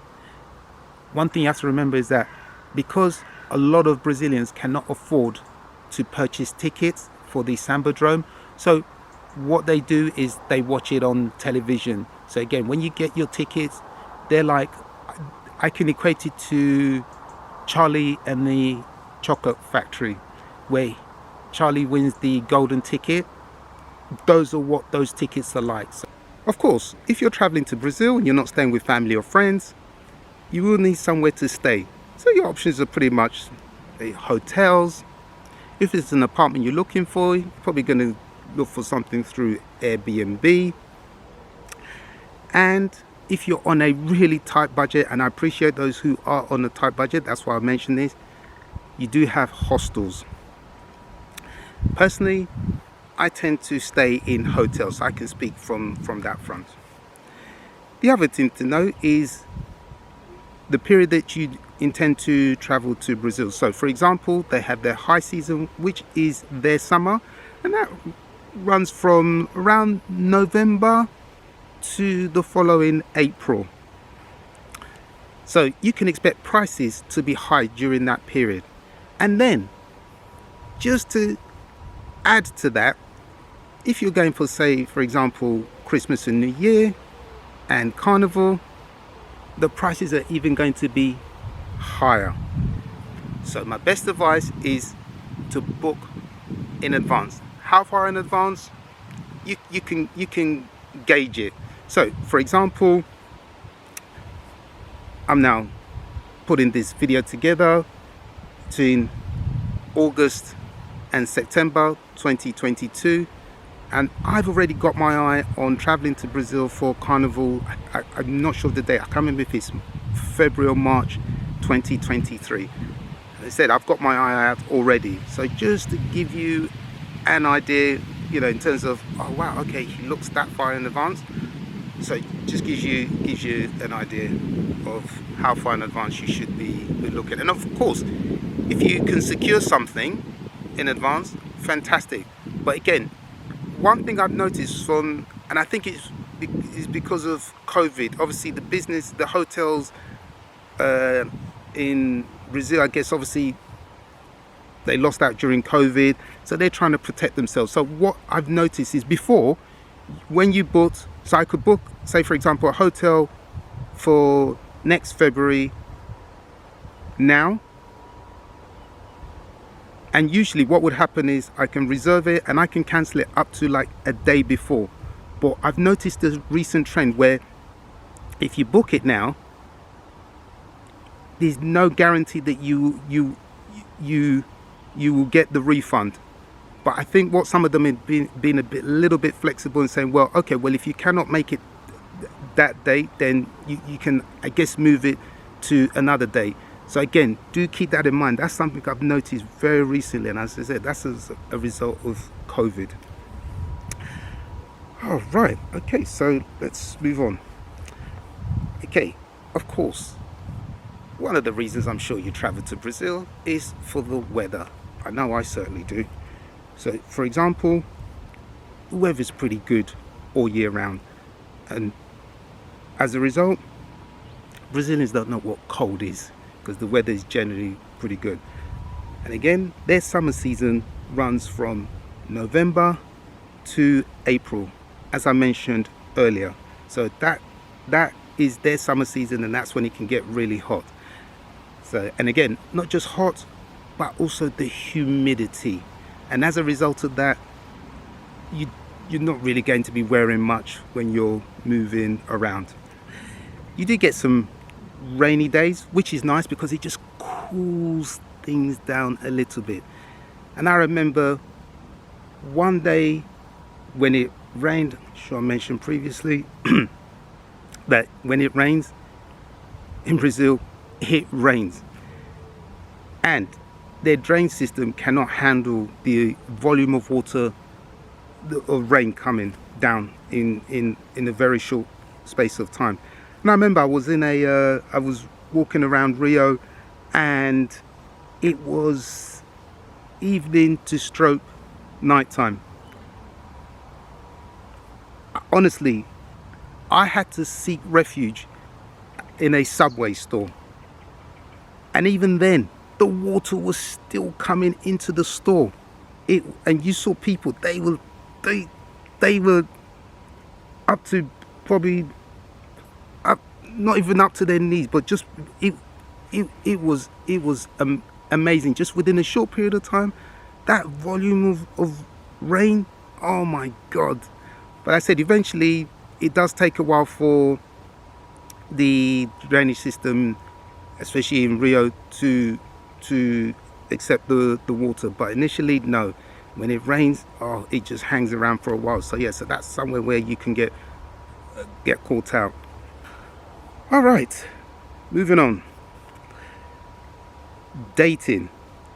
Now, I'm not an expert when it comes to dating in Brazil, and I think because I cannot speak the language. If I could speak the language, honestly, honestly, I'd have more to tell you than what I'm about to tell you. So because I don't speak the language, it hinders me somewhat, and again, that's something I really need to learn. So when it comes to dating, it's really difficult to even think about it. So for example, I'm sure everyone's familiar, if you want to go dating, obviously naturally if you speak some of the lingo, you can go out clubbing, bars and stuff, and you can meet someone of the opposite sex quite naturally, so it shouldn't be an issue. But obviously if you don't speak English, if you don't speak Brazilian Portuguese like myself, it is a struggle. And using Google Translate and stuff, it doesn't work because it doesn't flow. It's really frustrating. So that's something that I need to do, learn a language so that I can converse just more, because then it will just build my confidence. But when I go, I'm like, you see people, and even just general going to the stores or ordering things makes it really tough. So in terms of dating apps, the two that I'm familiar with is Tinder and Brazil Cupid, and I'm sure there are other ones as well.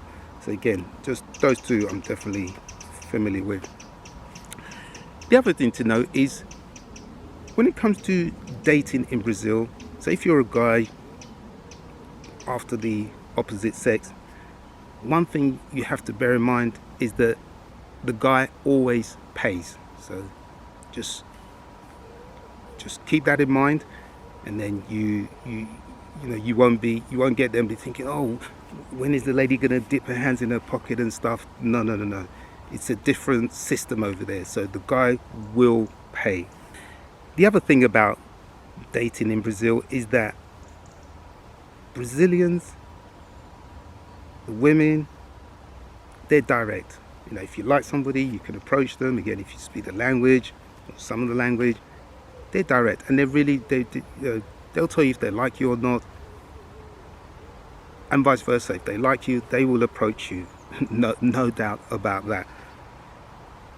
No games, which is fantastic. Whereas I'm here in the UK, I'm sure in some other countries in the world, it's all a game. Oh, shall I contact him? No. No time for games. Just be honest, and that's it. And even if the opposite sex that you're approaching, they're not interested, they're even polite, and they'll still talk to you. So it's not like there's no hostility there whatsoever. And obviously, following on from that, depending what country you are from, I would highly recommend to always be respectful. That is really important. Don't go with the attitude from your country thinking, oh yeah, because I'm from America or UK or wherever, I can have sex with all the women there once I show them my dollars and stuff, whatever. No. You could have money. The women would just tell you goodbye. No, they're not wowed by that. And when I say that, I'm talking about genuine women. I'm sure there'll be some that it was just like working ladies and stuff. They'll be like, yeah, you know what? If I can siphon as much money out of him or the other person as possible, they don't care. But the genuine ones, no, they are fantastic. There's no issues. Again, just really be respectful, and that will definitely go a long way for sure.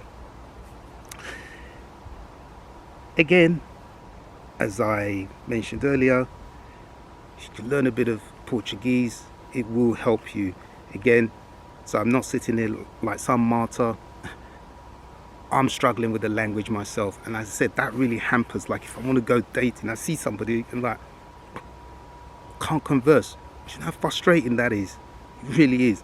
So I really need to get my finger out and learn some Brazilian Portuguese, just little bits, and then also it will lift my confidence. And if you think about it, it's thousands of miles away. It's not like I just left my house and I went 5 minutes down the road and I can come back. So you go all that way and you can't converse. Really frustrating, believe me. Like I said, I'm no martyr because I'm struggling myself, seriously. So again, that's the drive for me to learn some Brazilian Portuguese. And then again, like I said earlier, when you go to Brazil, try not to have too high of an expectation. Don't think, yes, you're gonna have sex with all the women there or the opposite sex. It doesn't work like that. Well, as far as I'm aware, that's not how it works. You might get the odd person that's lucky and does, but no. So go with low expectations and you can't go wrong. If you go with too high of an expectation, I think you're going to be pretty upset pretty quickly. Okay, next topic. For those who are gay or lesbian, one thing I will say is that Brazil is about 65% Roman Catholics, and even with that, gays and lesbians are tolerated. You see it openly on the streets. No one is attacking anyone. So from that alone, just so you may be wondering, how will I fare out there? No, you should be fine. And it's quite interesting. Sometimes when I see that, sometimes I don't know, for some reason, I always think I'm in a very liberal European country. And then sometimes I have to slap myself, like, I'm actually in Brazil. So again, I've got no issues with gays or lesbians. That's why I'm covering it. I'm heterosexual, but I like my channel to be inclusive. So that's why I thought it really important to make this point. And the other thing I can tell you is that, obviously, I'm sure again you can use, as I mentioned earlier, I'm sure you can use dating apps to meet people. So that shouldn't be an issue. Also, what I've noticed is certain parts of Copacabana Beach, I forget whether it's Leblon or whatever, you will see there are like banners where gay people hang out. It's there, so which is good. So hopefully you will feel comfortable that, okay, I don't have to hide behind the closet or anything. You can just be relaxed. No, as far as I'm aware, never seen any gay or lesbian people being attacked. And also, I'm sure there are bars. So if you do your research, you shouldn't have a problem. But the main crux of this is just to let you know that whatever your sexuality, you can go there and you will be fine and you can be proud. No issues there. In terms of the lesbian, I've not seen it visually, but obviously I'm aware that yes, you do have lesbians there. So I'm sure, again, if you do your research, you'll be able to meet those like-minded people when you do go to Brazil. I do understand that when people visit Rio de Janeiro, they want to see the sights. And one of the sites that they do like to visit is the favelas. Now, personally, I have no issues whatsoever if you plan to go to the favelas.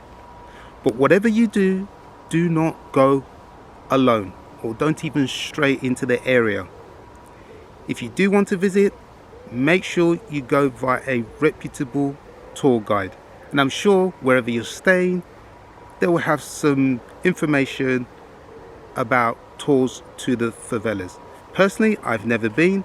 I'm not sure if I really want to go, but if I do ever think about going to visit the favelas, I'm going via tour guide. There is no way I'm risking my life to go into the favelas and probably come back in a body bag. No. Because again, as a tourist, don't even speak the language, I'm going to stick out like a sore thumb. So again, just to highlight, just make sure that you book with a reputable tour guide if you want to visit the favelas.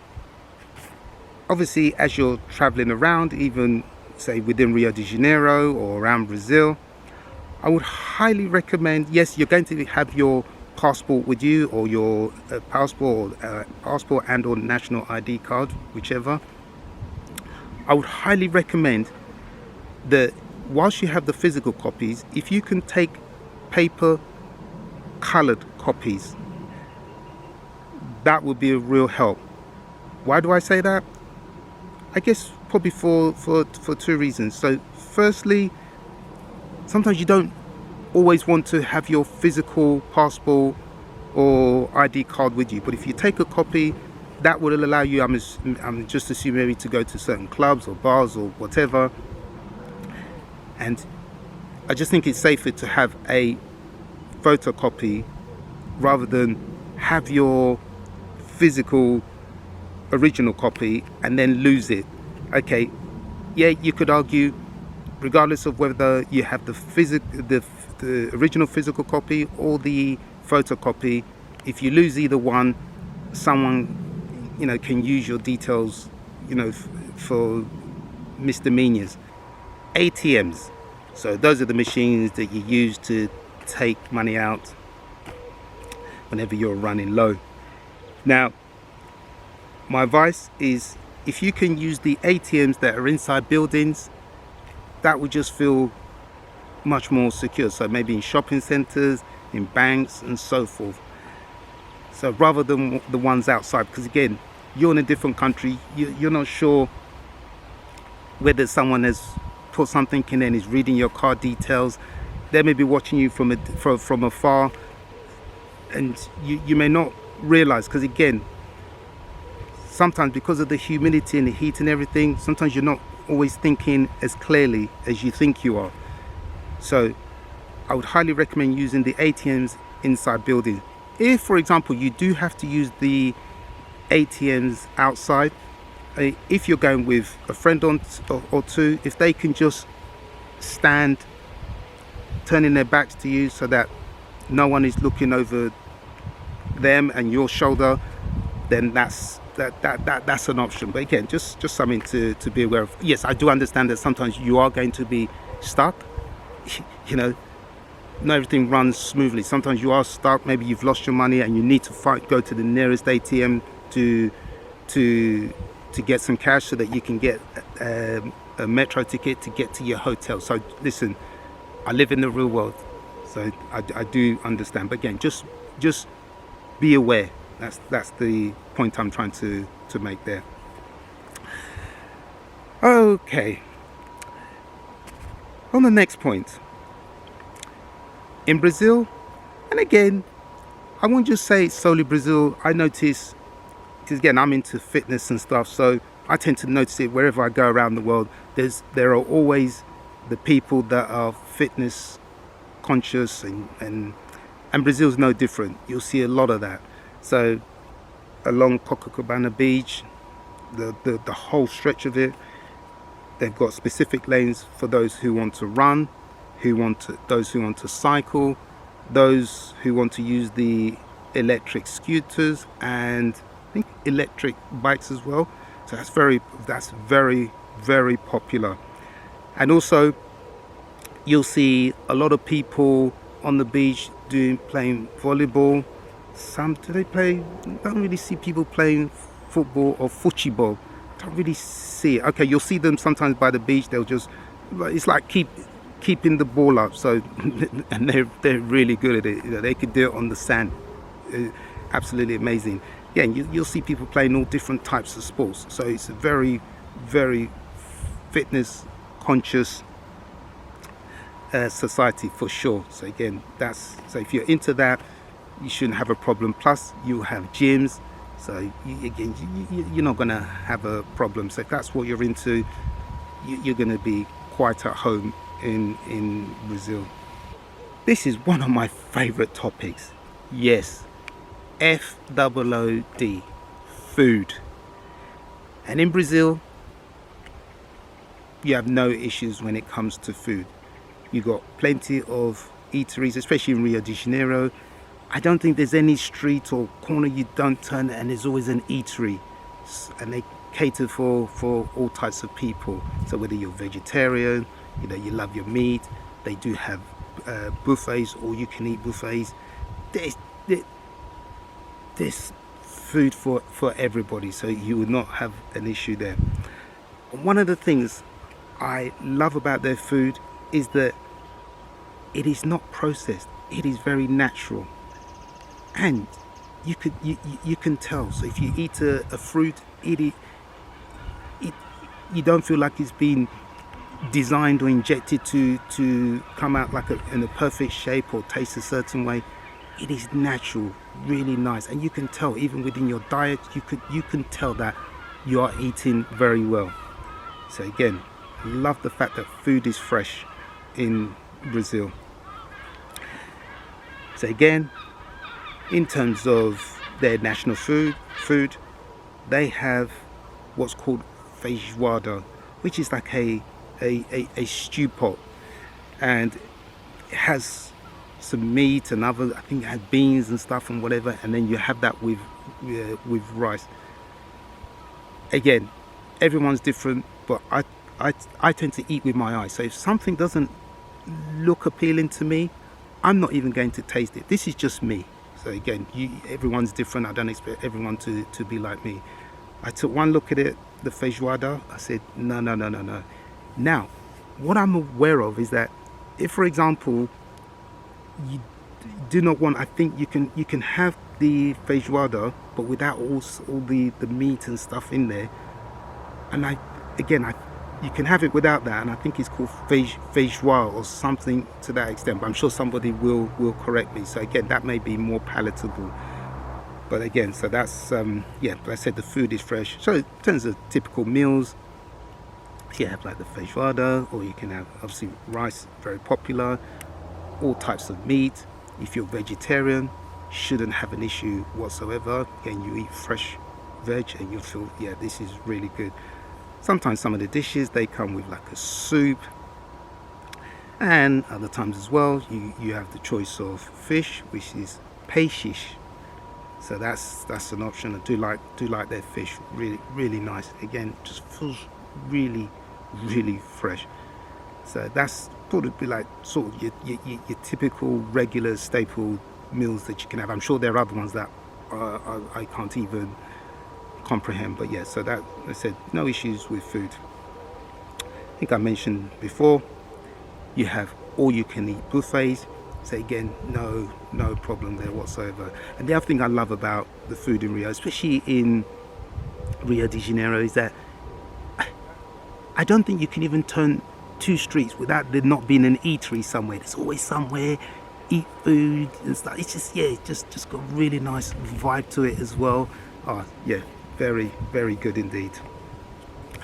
Now, for those of you who are foreigners like myself, so I'm not discriminating against anybody, you do have McDonald's in Brazil. So, which sometimes, yes, I guess if you're looking for quite, light bite to eat or drink, it's a good, what I call a quick pit stop. But again, me personally, when I go to different countries, I want to taste their national foods. But again, everyone's different, so I'm not going to ridicule anyone. But yeah, just never been before, you're wondering, you definitely have McDonald's.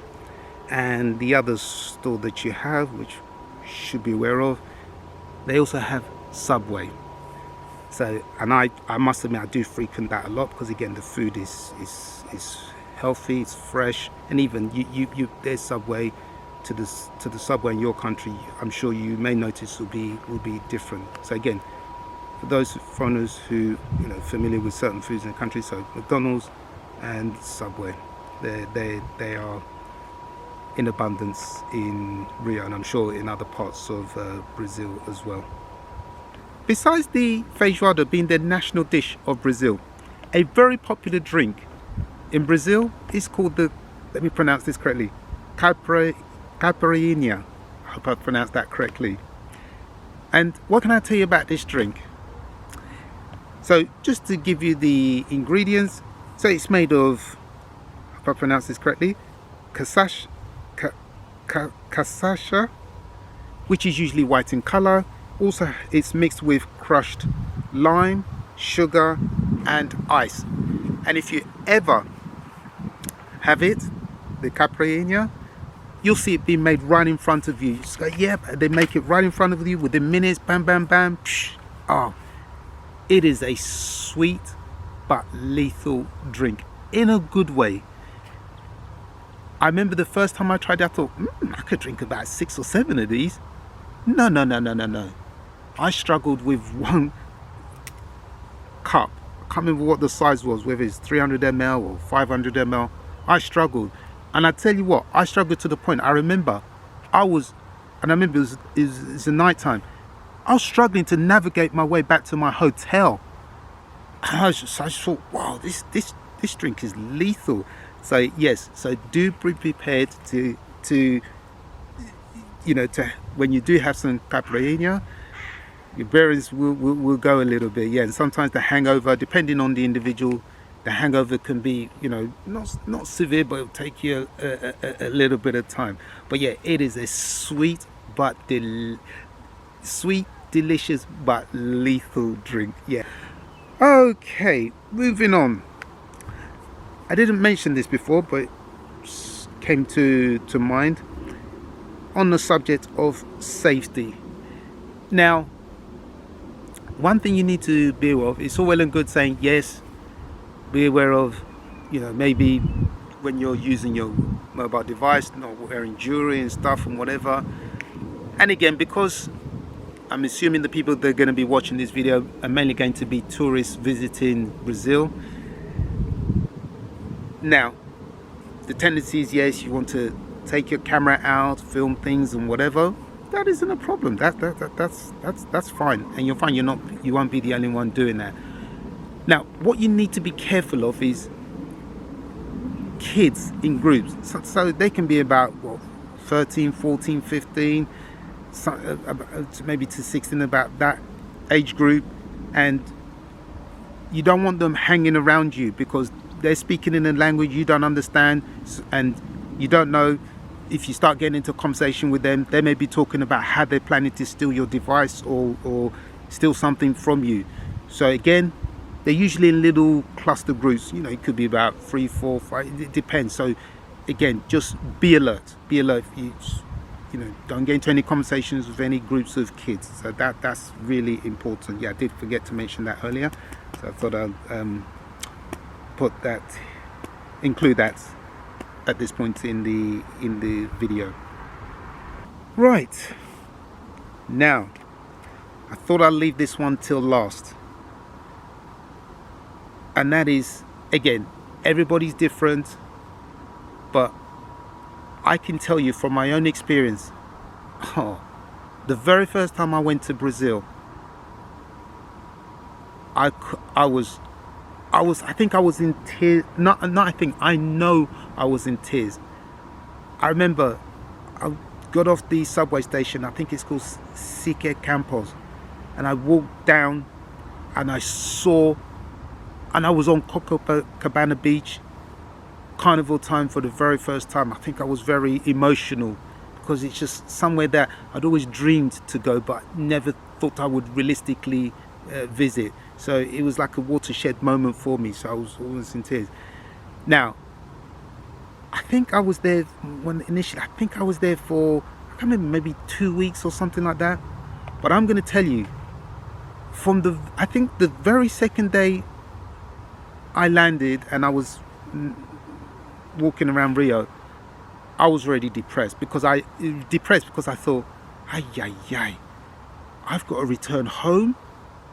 And because of the weather, so at that time it was about February, it was for Carnival, February, March, and obviously the weather in the UK at that time is freezing cold and everything. So 2 days into my very first trip to Brazil, I was depressed because I knew what was coming. I knew that I had to leave. That was really, really tough, really tough. So you may not have that experience, but I've been going for a few years now, and every time I go, I'm so depressed, to the point sometimes I don't even want to make the flight back. Seriously, I just want to just stay there. You know, if I could stay there for 3 months as well. But then I know myself, after 3 months I'll still be crying, because it's just it's fantastic. And again, the other thing I love about it is the outdoor lifestyle. I like that, you know, like just get up, put on a top, put some sneakers on or some Avianas or whatever, just step outside. Fantastic. So again, I can't remember what the official term is, but it's you will feel some kind of post what I call Brazil depression. You may not feel that, but yeah, but I'm just letting you know, for those of you, some of you will feel that. It just hurts to have to leave. It really does. I almost feel like I need to be dragged out of that country, because honestly, it's you know, the lifestyle is nice.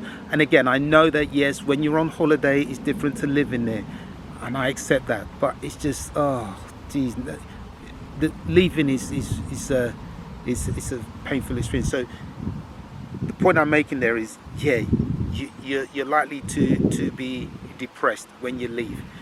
So that is something to keep in mind. Well, that was the Essential Traveler's Guide to Brazil. Obviously I could have covered many more topics, but I think there's enough in here to keep you going. Also, the idea of the video is not to scare. It was basically to give you some tips and things to look out for. And I have no doubt, if you're planning to go to Brazil, or you're in Brazil, you come across this video, you will have a really good time. Also, if you have any questions regarding any of the topics covered in this video, or anything I've missed out, please do not hesitate to leave your comments in this section below, and I'll be more than happy to reply. And as I said at the top of the video, if there is appetite for this type of video, I will make them going forward. But if not, this will be it. Well, all I can say is thank you for watching, and obrigado e ciao ciao.